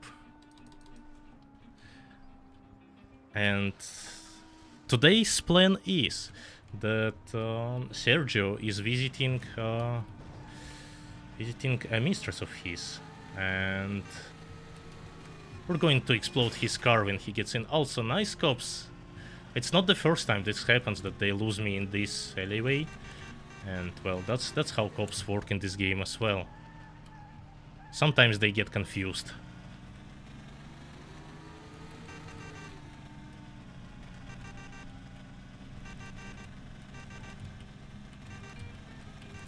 So yeah, we're going to drive to Oakwood, the fancy neighborhood again, and plant the bomb.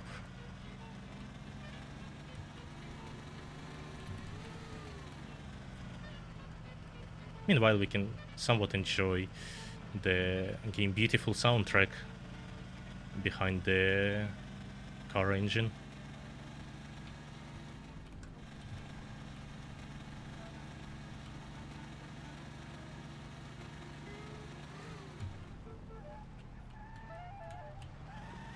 Coming up, we're supposed to plant the bomb, but there's a guard just by the car, and of course we can't plant the bomb while he's looking.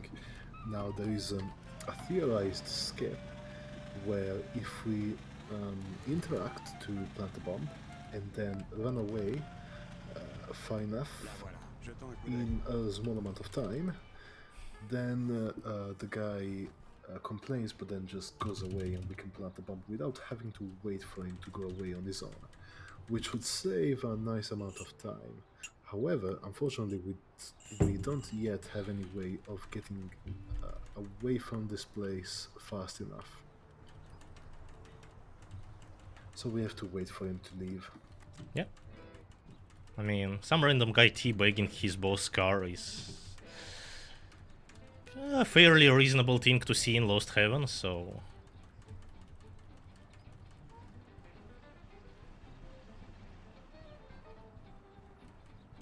he's done with the smoking. And as soon as he opens the door, we can plant the bomb. There it is. A fancy looking one.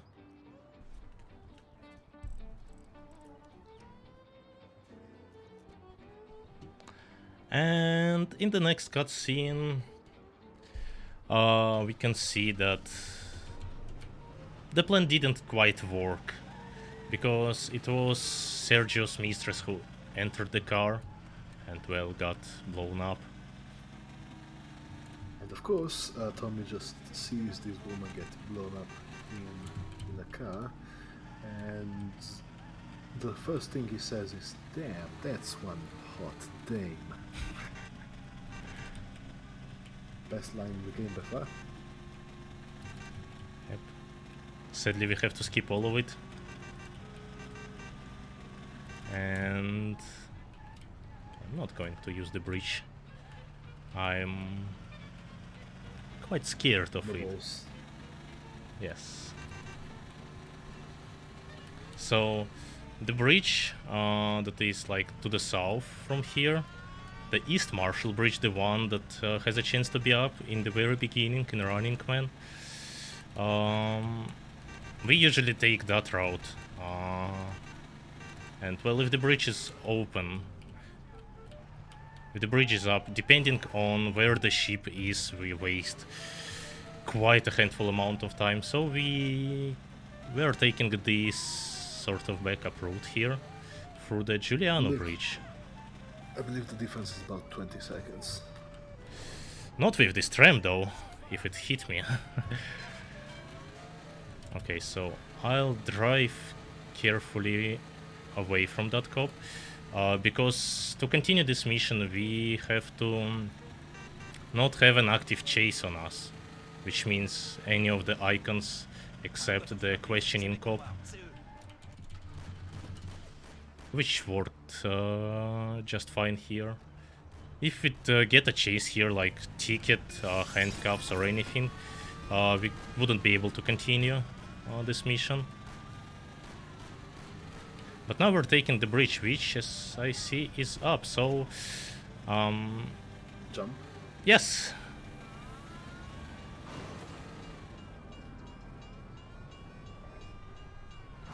Perfect! Wow, this actually worked. See, it's so easy.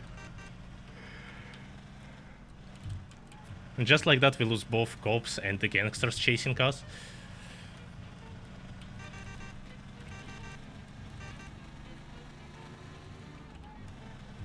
Yeah, don't be fooled by it being so easy when we're going from that side of the bridge, because if we're going from Central Island to downtown, we don't get as much speed.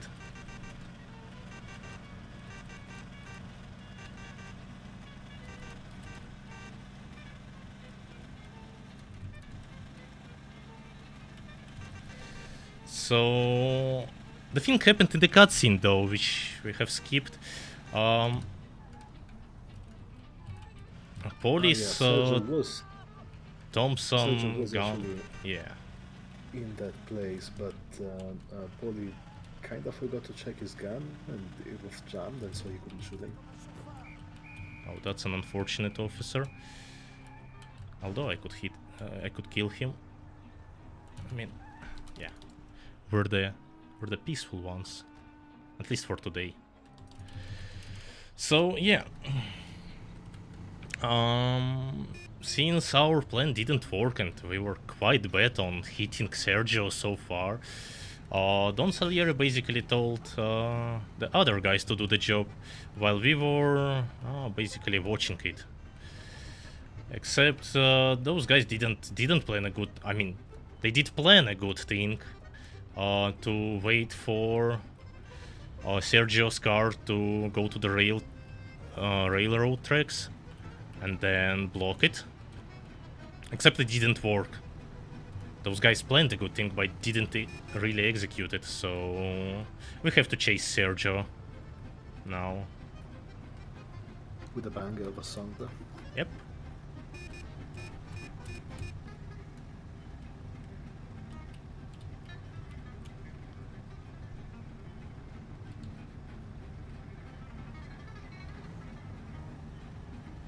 Now the next turn has one RNG moment. Sometimes Sergio, in his fancy green car, can drive over the sidewalk, and just like he has gone through the lamppost there, he also can go through the sidewalk itself, falling under the ground and failing the mission for us.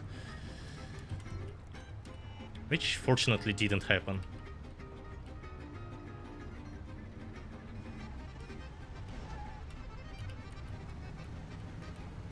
Okay, this is actually going away a little bit. So I should be... yeah. I can just spawn a bit of traffic in front of him by looking forward. Right, that's a thing in this game. Now, cops don't really care about him speeding, but yeah. When it's Tommy is behind the wheel, yeah, all the cops are making the real shitty mode. Okay, from now on it doesn't really matter whether we are far or not. Just get in the location and pause the world a little bit to allow the car engine to start up and not get shot. Didn't even get my tire popped. Nice. So yeah, this section is quite a confusing one when you play the game casually. Basically we have to find Sergio in one of the hangars and find a way to get in. Fortunately, we all know which hangar Sergio is in and how to get in. And all we do is just remove the brakes from this from this train cart and direct it the right way. Yep. Console version has a green arrow on the train cards as a hint. And I mean, for us, we only get a hint that it's something flammable. So yeah, let's try to take the dangerous route. Avoiding the pistol guy, but not avoiding the shotguns though. And there's Sergio. I'm gonna shoot him a little bit. Just enough for him to die. And then a regular trickery with the clipping into the walls. That's how you escape the warehouse usually. And we leave the territory by clipping through the wall. So that's how we deal with Sergio Morello, with brother of Don Morello. The next step would be obviously attempting a hit on Don Morello himself. So first we have to get back to the Salieri's bar. And we have to do it with a random car spawned here. If you play the game casually, there's Fancy Schubert 6, the same car as I'm driving, spawned outside the harbor. But we don't take it. Well, simply because if we clip there, we can't really take it. Because we hit the trigger that loads the next location first. So yeah. Now it's time to kill Don Morello. But first we'll do some a little bit of panic just to spice things up. And since we have to take both Polly and Sam, this time we're gonna take the Falconer. You can kill both Luigi and Ralph in this one without failing. Oh. Vincenzo, aujourd'hui on a besoin d'artillerie lourde. On va liquider Morello. So, yep. Je crois que 600 coups minutes avec une bonne vieille sulfure. We're preparing to kill Morello. That's why Vincenzo gives us a Thompson to Sam, a Thompson to Polly, and On peut aussi respecter la a sawed-off. quotidienne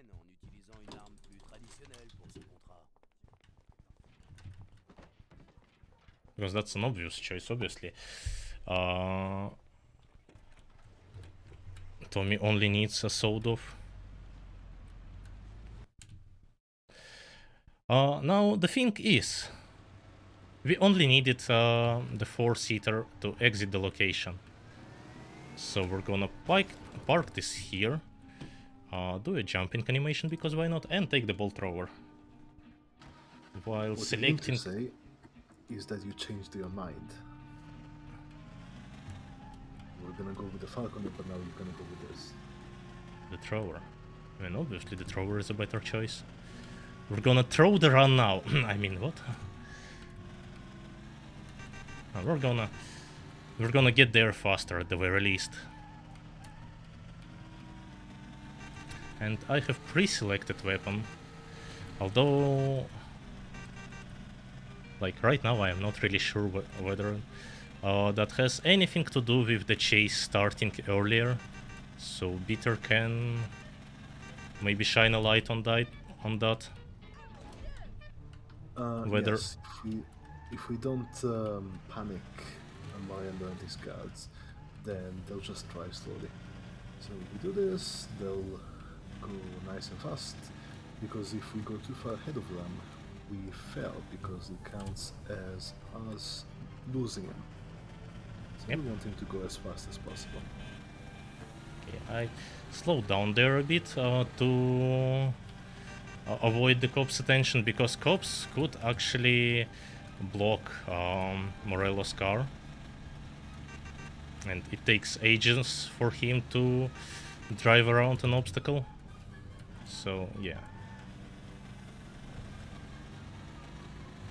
we're doing somewhat safe here.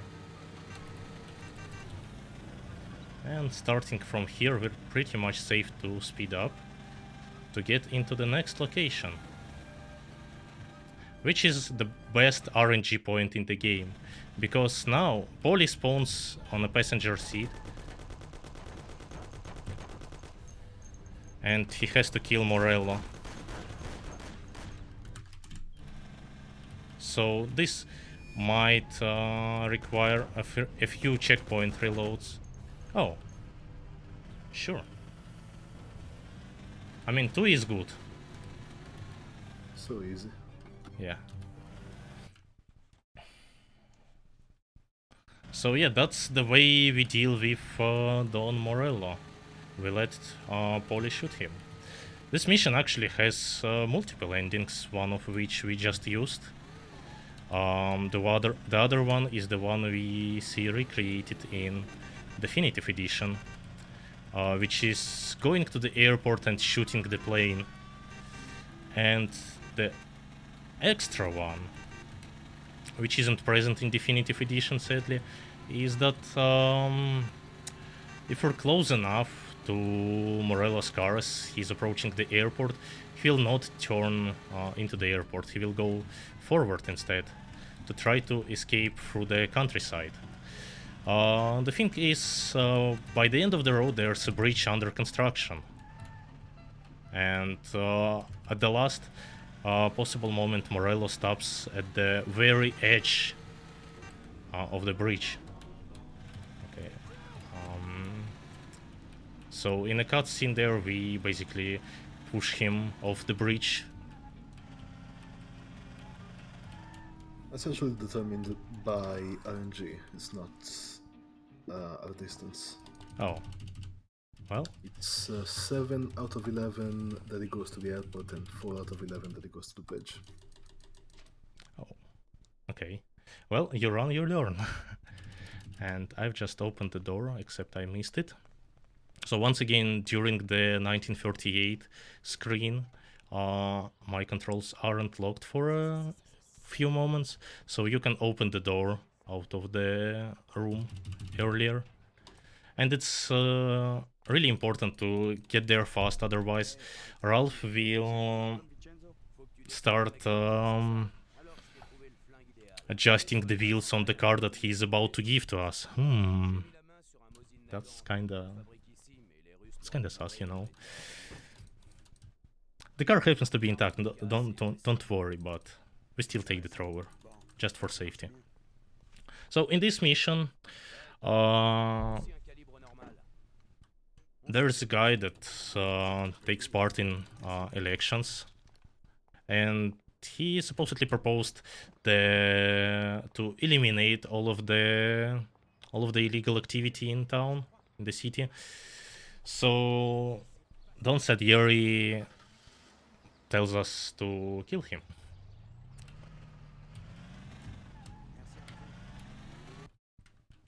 So this guy is currently giving a speech on a small island near the New Ark district. That's the island you can see at the top of the map, with a small bridge. So we're going to the abandoned prison, which should have a good view of this guy and his speech, so we can safely shoot him from distance.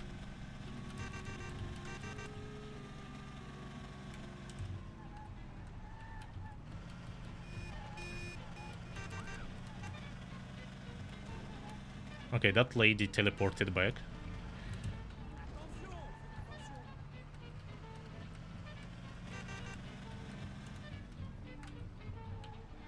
We'll park our thrower around here. The mission suggests you walk around this prison and enter through the sewers. Well, we're going to walk through the prison and enter through the sewers. Easy as that. Yep.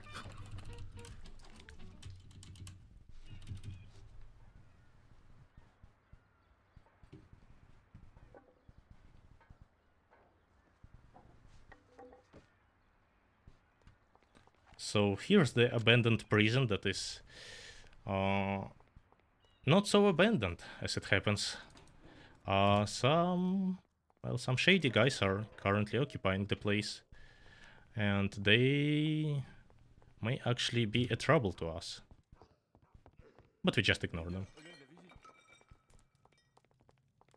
Oh, well, one of them tries to block me, but whatever. Now my car has a chance to despawn here. Fortunately, it's still in place. And instead of going through the actual shootout part in this mission, we'll just clip through a few walls, and that's when the shooting starts. Wow, I didn't get damaged here. That's a surprise. Oh, I didn't shoot this guy. Now here we're mostly ignoring everyone except the shotgun guy. And just like that, we're at the top of the tower. So there's the guy. There's one shot, there's two shots, and he's dead. And we have plenty of HP to jump down from here. Oh, hello, doggy. And we have successfully escaped from the prison. Oh, that's the other way.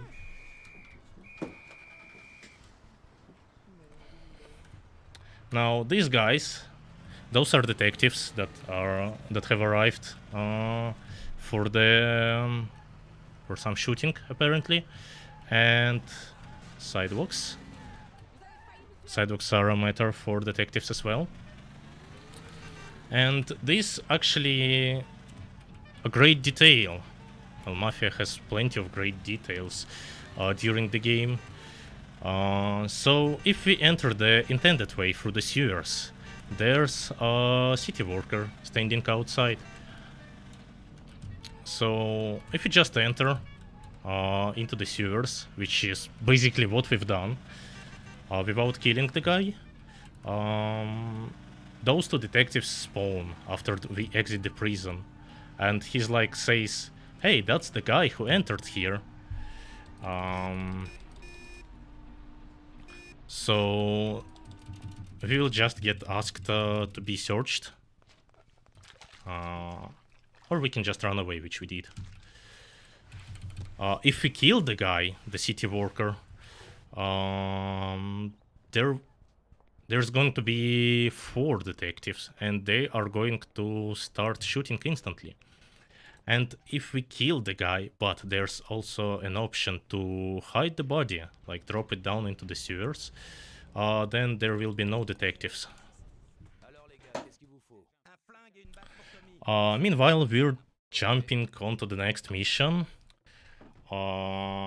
which is just for relaxation. Ouais, merci.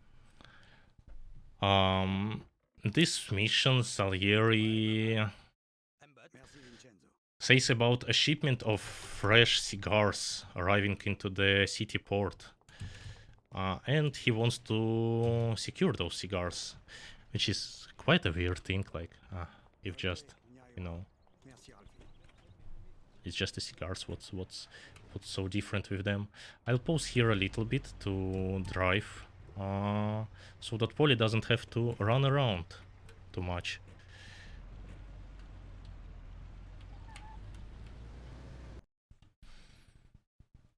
So yeah, even though it's a weird thing for us to steal some crates of cigars, we don't have to choice. We don't disagree with family boss, so yeah, we just drive there. Except, well, it's intended that we drive to some secure location, and then we take the truck somewhere else. Like, it's going to be on his way. So yeah, instead of stealing the truck that has the needed papers, and well, it's the right truck, we're just going to straight to the harbor. And just by a few magic tricks, we're inside. And there's the truck that we have to steal after getting to the secure place. So we get the driver out, even though we don't really get the driver out. We have to search him for papers, and we can steal the truck. And I'm sorry, Peter, I kinda cut you in the beginning of this location. Also, that didn't work, so we have to restart from the menu. It doesn't have to be from the menu though. Just in case. Yes. Well, it has to be from the menu if the truck got teleported to the spot where it checks the papers. So this thread sometimes doesn't work. It could be me messing this up right now, because there's like a certain path we follow. It's not so clear. But basically, just the edge of a trigger, essentially. yeah. It's kind of precise.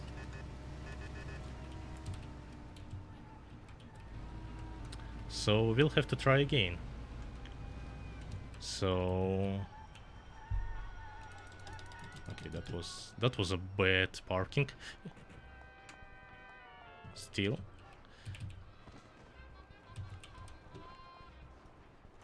And we haven't even mentioned yet, like, the things, the way we clip through the walls.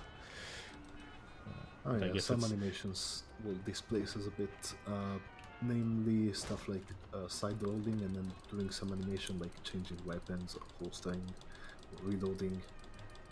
Those allow us to Wait, go did I through take the walls. papers? Oh, it was such a long animation then. So yeah, let's try this again. I think I failed it again by driving too far into the wall. Yep. Oh no.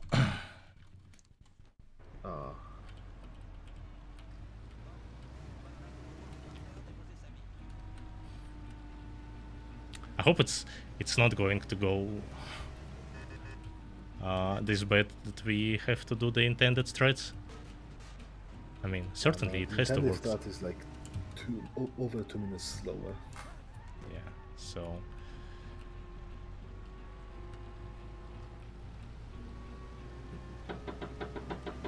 okay, that's an interesting way to bang into my window. Thank you, pigeons.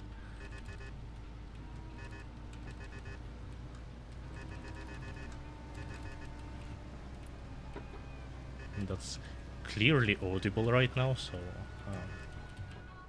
yep.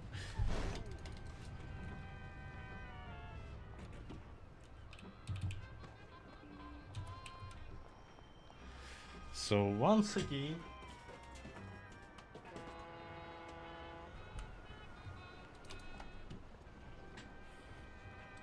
take the guy out, punch him with a baseball bat, take the papers, and get in the truck. It is possible to shoot the guy, by the way, if we do it before we take him out of the truck. However, there's an issue with that. While it is a bit faster, there's a bug where the last time that we shot in this checkpoint will be recorded in the next checkpoint, and at that specific time in the next checkpoint, anyone who is directly looking at us will become aggressive. So that can absolutely fuck us over, because the guards can start shooting for no reason. Yep. So the baseball threat is just a safety thing. So we'll park this truck in a weird way. That's because there's some time for another trickery, which means we're going to steal a few boxes. But the way we're going to place them into the truck is through the wall.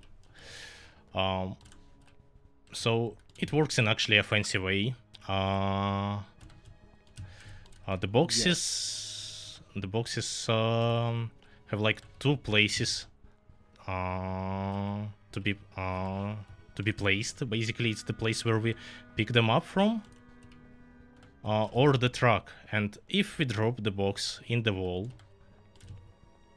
like it can't be in the wall, so it basically does some sort of safety thing where it's either placed back at the place we picked it up from, or in the closest like possible place, which means the truck just behind this wall.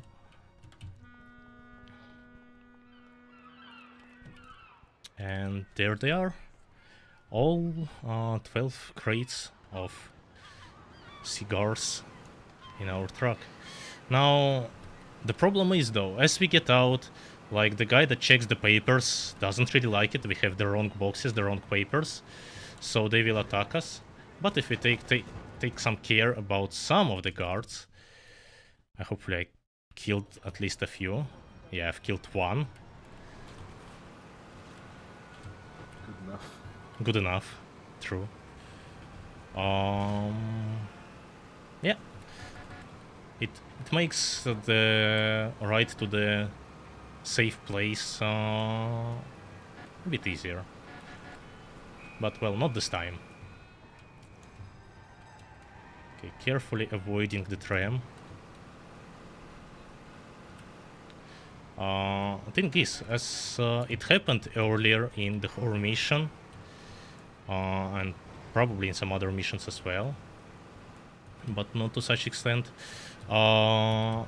Sometimes when you crash into a car or like drive close enough, it can magnet to you, like some sort of, like it becomes sort of attached.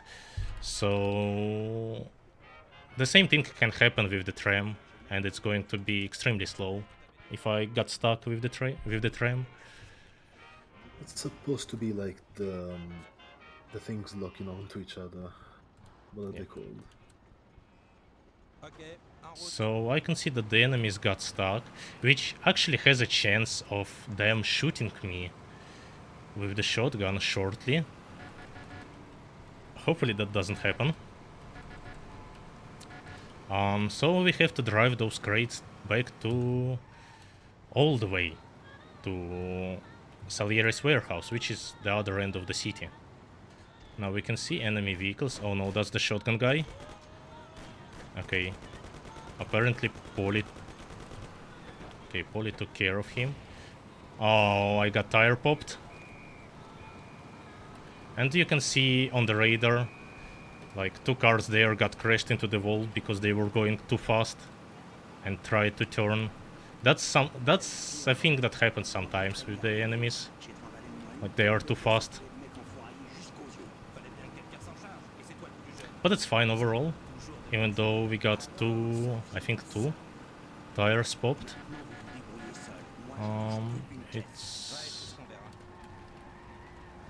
fairly consistent drive to the Salieri's warehouse.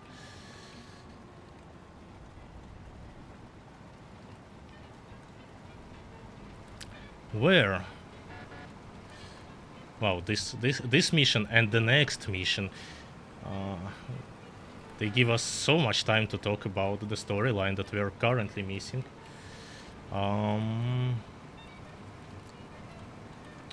So I guess we can jump a little bit forward. Anyway, so when we arrive, it's only like Tom and Polly right now. They decide to peek into the crates, only to find out that it's not the cigars we are actually transporting, but it's fancy diamonds.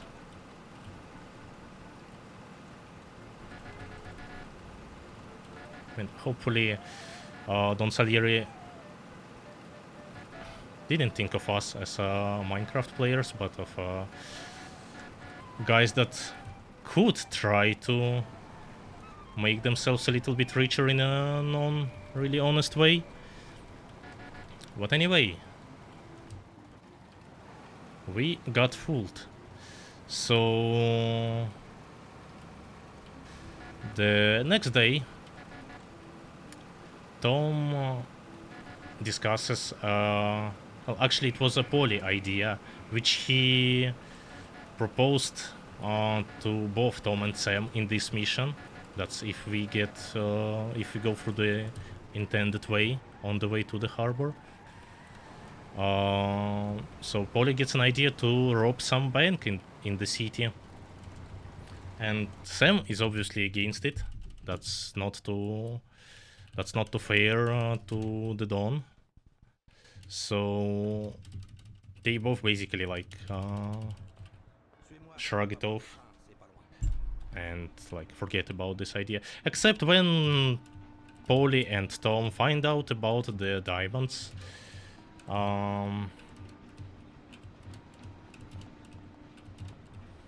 Well, they actually decide to make a hit on the bank, and that's what this mission about, Moonlighting. Now here I'm boosting Polly, but that doesn't really do anything, because we have to get on a train here, and train are, well, basically RNG, but you can't set schedule. Yeah, they're on set schedule, but they like arrive by, like, I don't know, 20 seconds at most or so. So this train may actually arrive earlier or later. It doesn't really matter, because, well, pushing Polly makes it less likely that you'll get stuck behind someone and miss the train. Yeah. Although there are some threads that like involve running all the way into the Little Italy, like all the way to that crossroad I'm pointing on the map, to despawn the pedestrians here. Well, the consistency of those threads is unknown to me, and it's not much worse to just have a casual walk towards the train station. Now we'll have to go through quite a long train drive, so we'll let Polly get in. So we're 4 minutes in the train now. Yeah, 4 minutes in the train, that we are pretty much free to answer any questions, because I wasn't really looking at the chat for most of the run, so if I missed any questions, that would be a great time to shoot them again, while Polly flexes his neck a little bit. Also, that's a bridge going up, and that's a ship. That's the reason we reset sometimes this thing.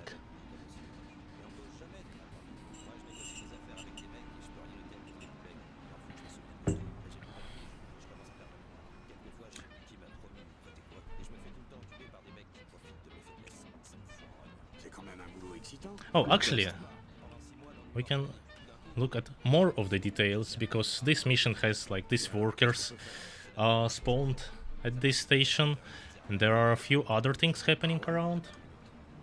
Like, yeah, these two... I'm talking, there should be some guys cleaning the windows. The full story behind the race thread being found in YouTube comments.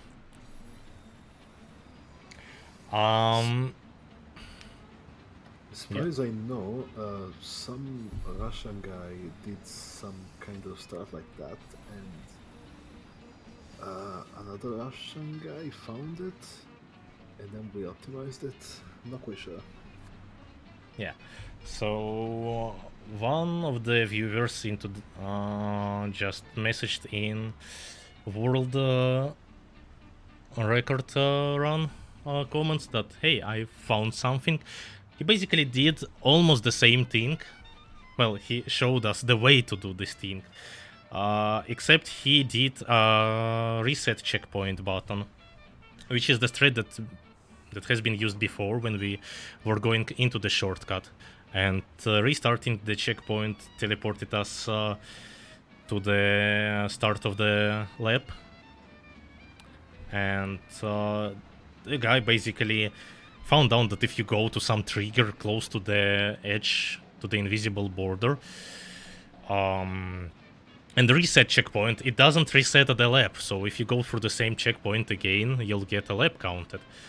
So we, well, namely Pashok, spent a few hours wandering around the racetrack and found that there are basically two triggers that add a lap and subtract a lap from the current lap counter.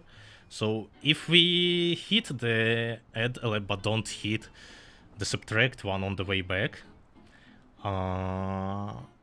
we gain infinite laps. Well, only 5 of them actually, but you get the idea. So yeah, that's more or less how it works. Is sub 246.47 still doable? Notice the pair talking on the balcony. I think they are saying, yeah, I think it's doable. Yeah.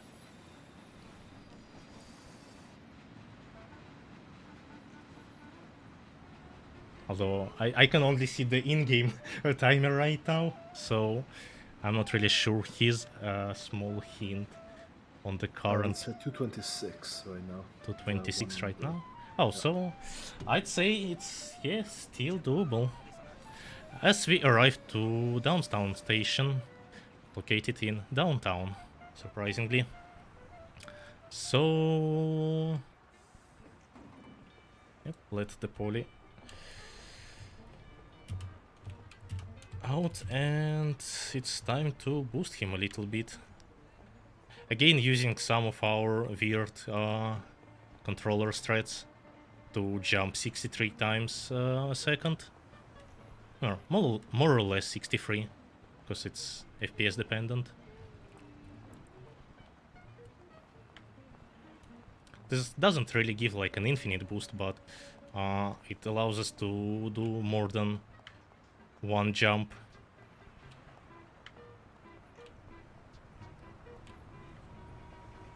And it's also working on the road. Like usually, if you use the regular like spacebar jump, it's kind of tricky to boost poly while being on the road. With controller, it's a bit more consistent.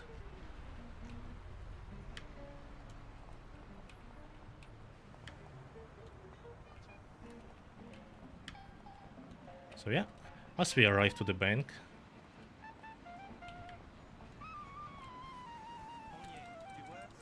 yep, let's get in.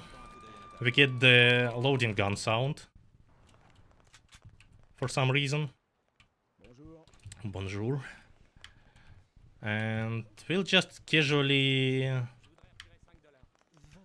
discuss the robbery plan while I'll be looking at this magnificent lamp. So yeah, while Polly tells us everything about his genius plan of bank robbery,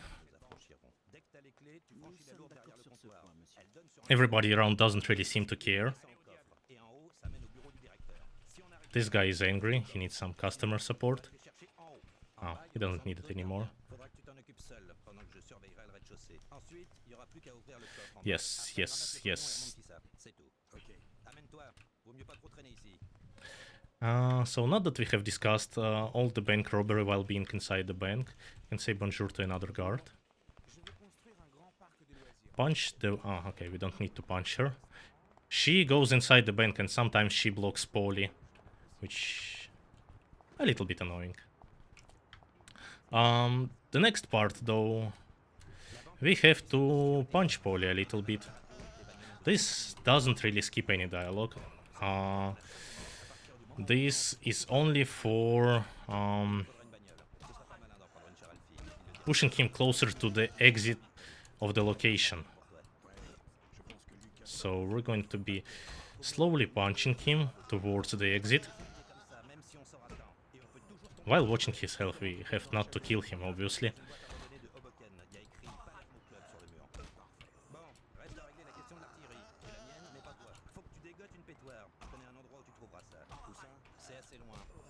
Okay, Polly, could you like move a little bit? Okay, that's also another animation that also turns him around, which makes it even better.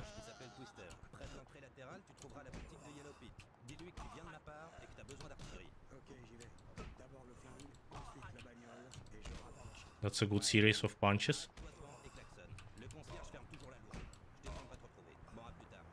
And as soon as he says last line, we can already run away towards the exit trigger. Which starts the favorite part of every run, because it's full of... well, it's not full of RNG, but RNG here is quite significant. So the first thing we need to take is the car, and we surprisingly get the second fastest one.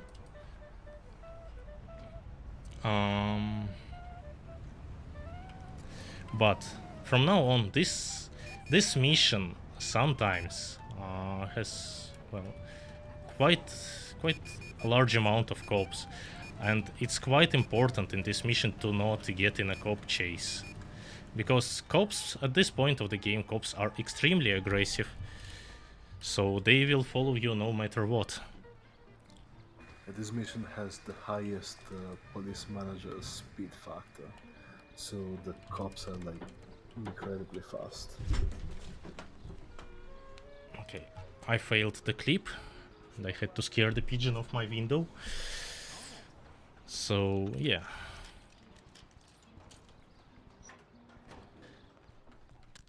Speaking of pigeons, isn't GTA 4 100% the next run? Or was it? Or am I messing something up and that's in episodes? Schedule says GTA 400, yeah. No, I mean where we have to shoot the pigeons for 100% completion.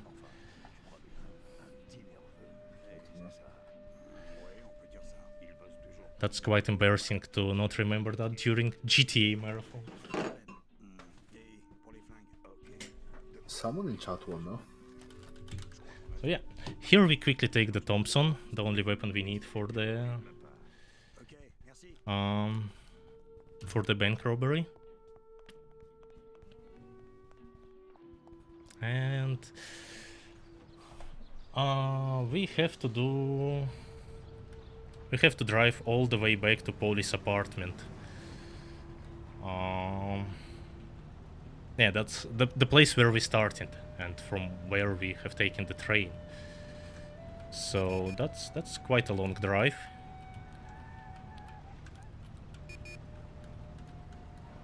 And should you guys know about category called Master Race %? That's a meme category where we are only allowed to use the car that's either forced to use, like the taxi in Running Man, or the Bolt Ace, which is the slowest car in the game.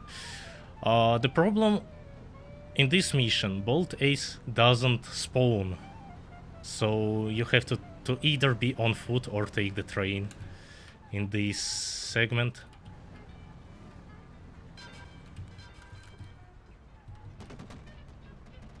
Oh no, that's a cop car turning here. Is it green light? It's green light, thank you.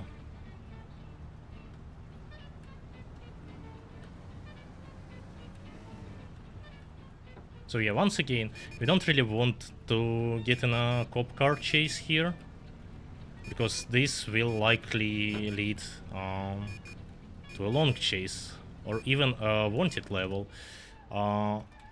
which kinda locks us out of being able to proceed.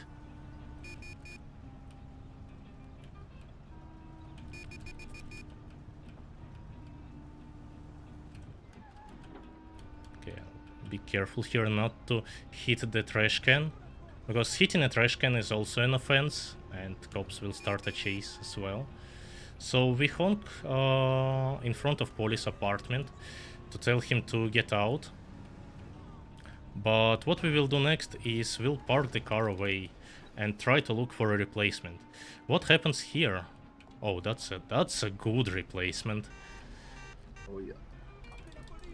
So what happens here is Polly is scripted to get in a car that we have honked with, being that car I left on the sidewalk.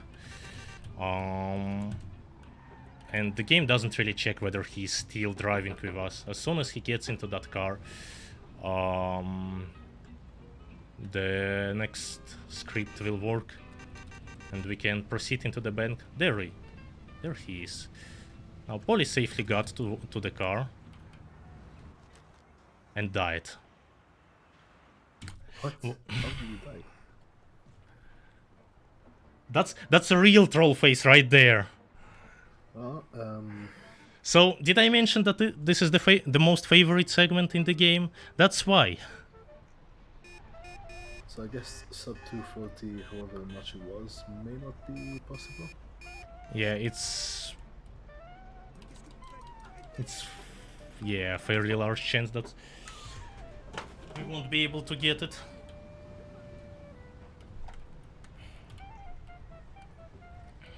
That's an interesting thing, actually. As soon as he gets in the car, he like supposed to stay inside. Apparently he got out and, well, got run over by something.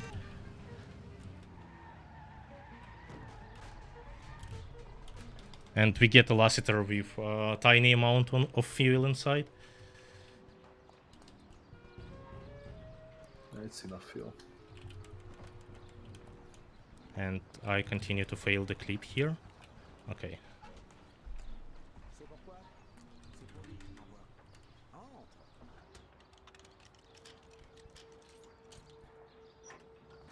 Yeah, they changed what prediction badges look like. Yeah, I guess it's because they have added like multiple options. Ok. Ah, Qu'est-ce qui t'amène? didn't make it in time to jump. J'ai besoin d'artillerie. Poli. Ouais. Oui, je le connais. Un petit nerveux.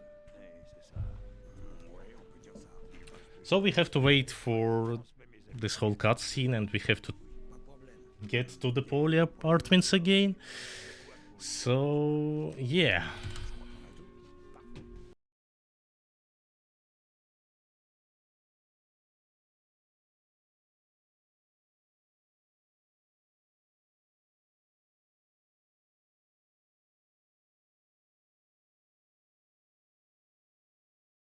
Now we're into the long drive again. At least we got the fastest car we can possibly get right now, which is Lassiter. I mean, we can also go for Thrower, but that takes even more time than simply getting a Lassiter in the beginning. Yeah, that doesn't make sense.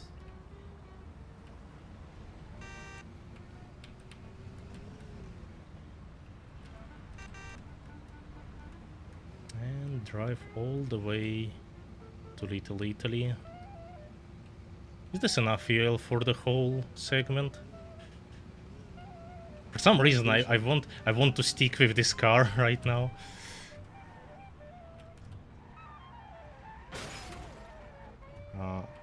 Okay. Thankfully the controls here are quite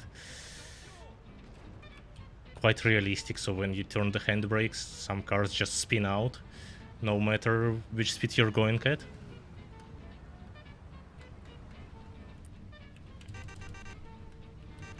Because that's how cars in Mafia work.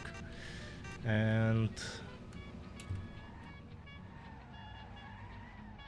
okay, I think it should be enough, so I'll just do the intended way. I'll just wait for Polly to get in the car.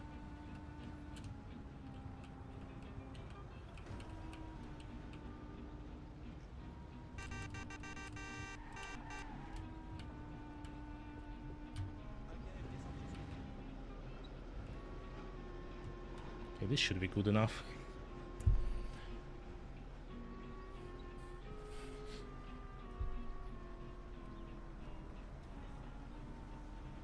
I mean, this could be sub to 46, 47 in-game time, but yeah, we don't really count that.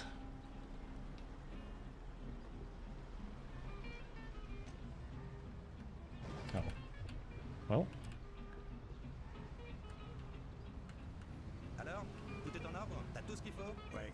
At least we can listen to some extra lines we don't usually listen to if we switch cars.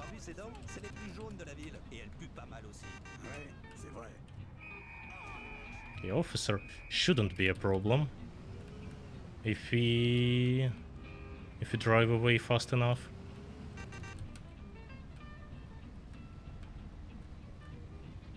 Which we can in this car.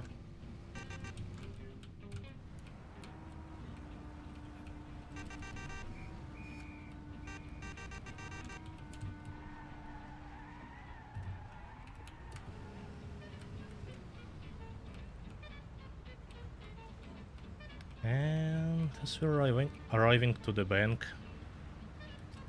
Well, it's going to be a simple robbery, I think no big deals. There is a certain threat, though, that is a few seconds faster, but it's also a little bit dangerous, so I'm not going to use that right now.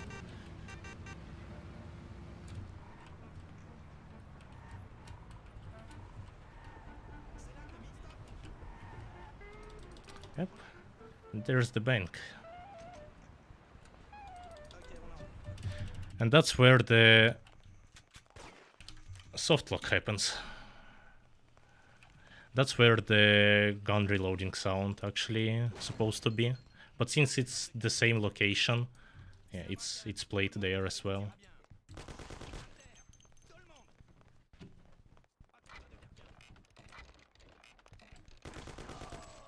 So we're going to shoot every single guard in this place.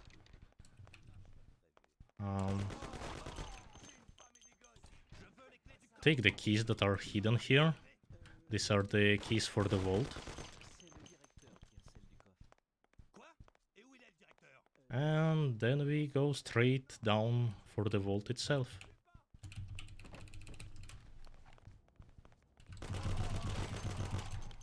Some rapid shooting. Using a spacebar this time, not the controller. And we also have to hit one trigger on the way out, which is here. The lady starts screaming.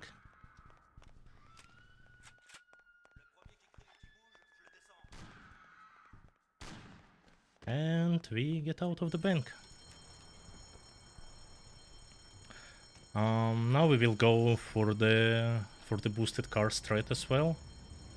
That's one of the most convenient places, and the actual thing that is used in any percent Luca Bertone. So earlier before we were talking about what boosters are, like the enemies usually have them. And in the last mission, well, in this mission actually as well, but in the last mission we will actually have a chance to drive one. These boosted cars have increased acceleration and better handling and a lower center of mass, so it's harder for them to flip. I'll manage to flip one, probably.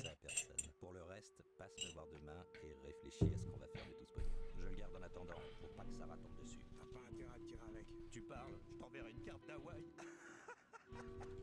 Tu fais ça, je te retrouve et je te fais bouffer ta mallette. J'ai hâte de voir ça. So this is the last mission, so we're probably about 3 to 4 minutes away from the end.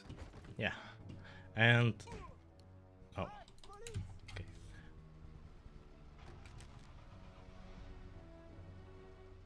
So I pause the world again to let the car start, and I'll wait for them to get in the other car that parked nearby. You can notice it by the car becoming red, and yeah, it's moving. So when we reload the save, it doesn't reset the boosted state of the car, which means we can get in. And you can notice that it's extremely responsive to any controls.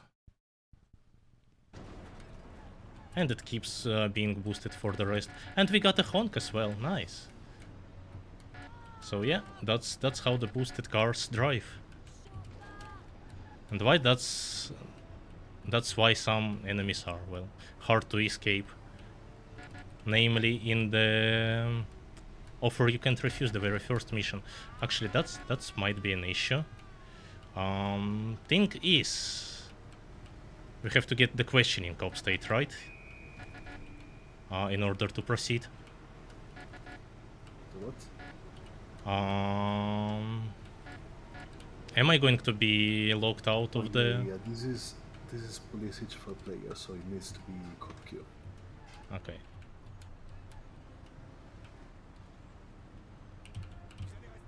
I think I'm safe. Yeah, you're fine. I'm definitely safe. So yeah, and that's the final part.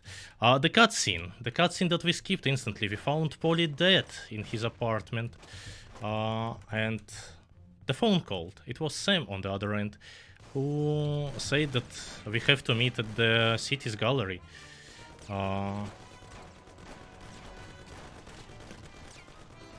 To, well, make things better, apparently.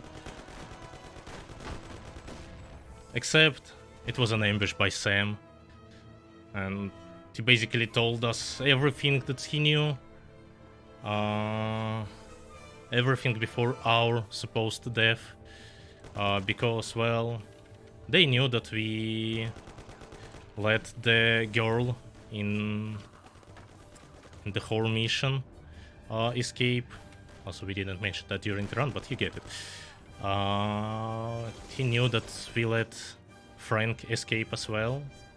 So that's not the right way to be in the family. And that's why we have to die. Safety medkit here. Now, during the medkit animation, player is invincible basically. That's why we successfully survived that grenade. And this is the final shootout. So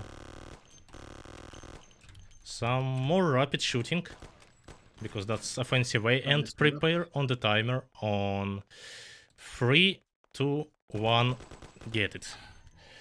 And well, that's a good time actually. So yeah, that was the Mafia: The City of Lost Heaven. I believe we have a little bit of time to finish the story with the final cutscene, and maybe, just maybe, we get some time for the showcases, which are... Prediction by half a minute. Oh man. Oh, I'm sorry, believers. Though I've been told to make it a 50-50, and you see 50-50 happened. The random in some missions in this game is so great.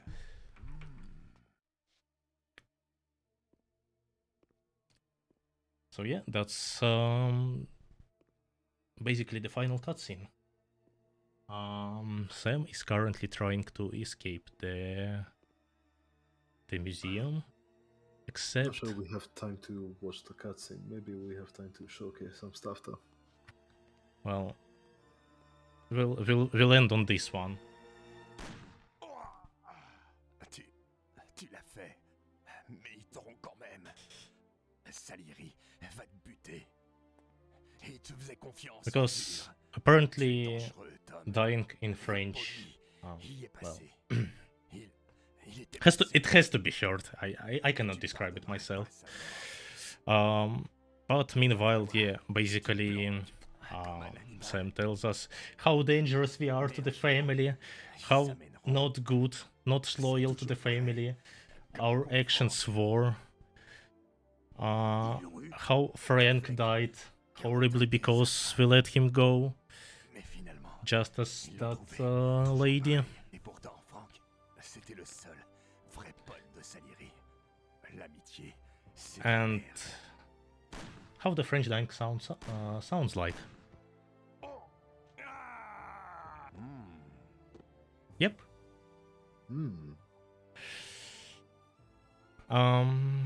So yeah. The next cutscene basically tells us about the what happened during the next few months or few years, actually, a long process, a long process towards getting Salieri behind the jail and electrocuting few of other criminals. And yeah. So what do I showcase? Do I showcase the trip to the country car or the Omerta one? Although I'm not really consistent in Omerta one, so I guess we'll just... Well, first of all, What's whether... Omerta? The space program one, but I'm not sure whether I'll be able to hit the sidewalk on the first attempt, so probably no. First of all, whether we actually have any time to showcase something, or we should you have like 4 minutes or so. 4 minutes, so I believe that's just enough for this thing to happen. So we're back in trip to the country.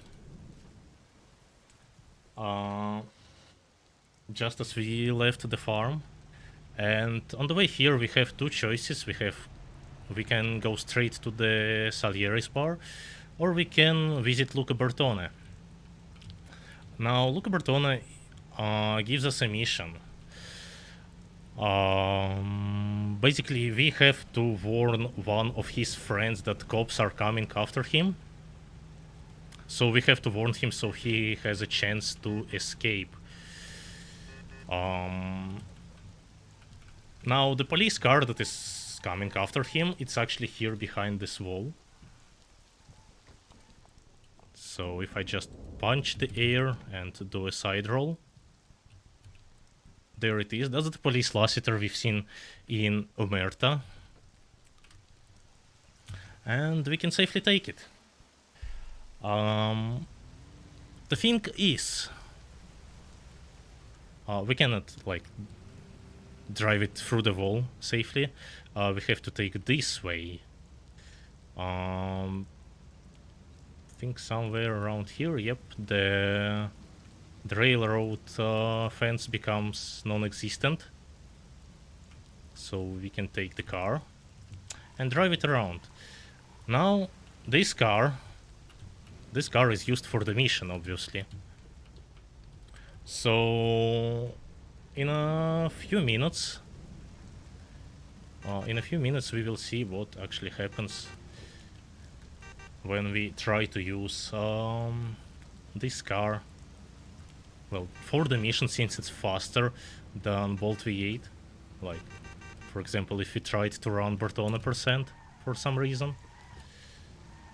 So we're gonna go to the Bertone's auto service in downtown.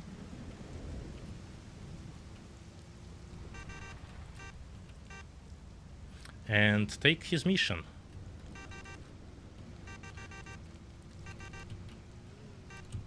Oh no. Okay. That was one other way to slow down a little. Meanwhile, if you're interested in running the game, speedrun.com/mafia1. There's the Discord link and everything. Yep. I don't think it's too hard to run. Especially if you do some old stats. Yeah, some of the older strats are extremely easy and consistent as well. And I think it's fairly reasonable to say that the community is extremely welcoming for any new runners. So yeah, join our Discord and we'll be more than happy to help. Now I've just took the mission from Luca Bertone. Peter, could you remind me when the thing happens? Will it just happen while I will be on my way to the guy? Yeah, there's like a time, I think. Okay. So we're casually driving this police Lassiter, the fastest currently available car in this segment. You should try to not stop, maybe. Okay, I'll try not to stop, although... Because if it teleports while it's moving, it's gonna go at like a completely random coordinate. Okay. So the thing that happens here is this police car actually going to be used by the police. Surprise. And I'm still waiting for this to happen. So I'll be just driving around, I guess. Like, I mean, I could finish the objective of this mission. I could like knock the guy's door, but I don't really remember the timing, so we will be just driving around. The moment the police or detectives decide to spawn is somewhere. So like even if we complete the objective, even if we successfully warn the guy, the police detectives still spawn and they still drive towards his house and start searching it.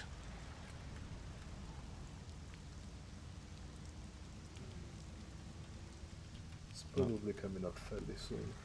Yeah. Because I think they're supposed to spawn on the tramway and they're supposed to get there around about the time when the timer stops.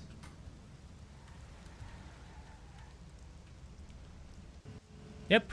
And we get teleported nowhere, and we got a few police officers in the car. So yeah. That's, I think... You're just falling out of bounds. So yeah, I guess... Yeah, we didn't make it in time. So mission failed. It doesn't fail anything. We can just drive to Salieri's car. All that we are losing is some special car from Luca Bertone. From the way the wheels were wiggling, I would wager you're probably maybe between 500,000 and 1 million on some coordinate. Wow. Because when you go to very high coordinates, like the parts of the car start wiggling like crazy. So I guess that concludes our showcase. And that concludes our time slot on GTA Marathon. So thank you GTA Marathon for letting me around this game. Thank you Peter for helping me with technical details and correcting my mistakes. And yeah, that I guess would be it. Stay tuned for the upcoming GTA 4 100% run. And I'll see you for Mafia Definitive Edition on Saturday. True.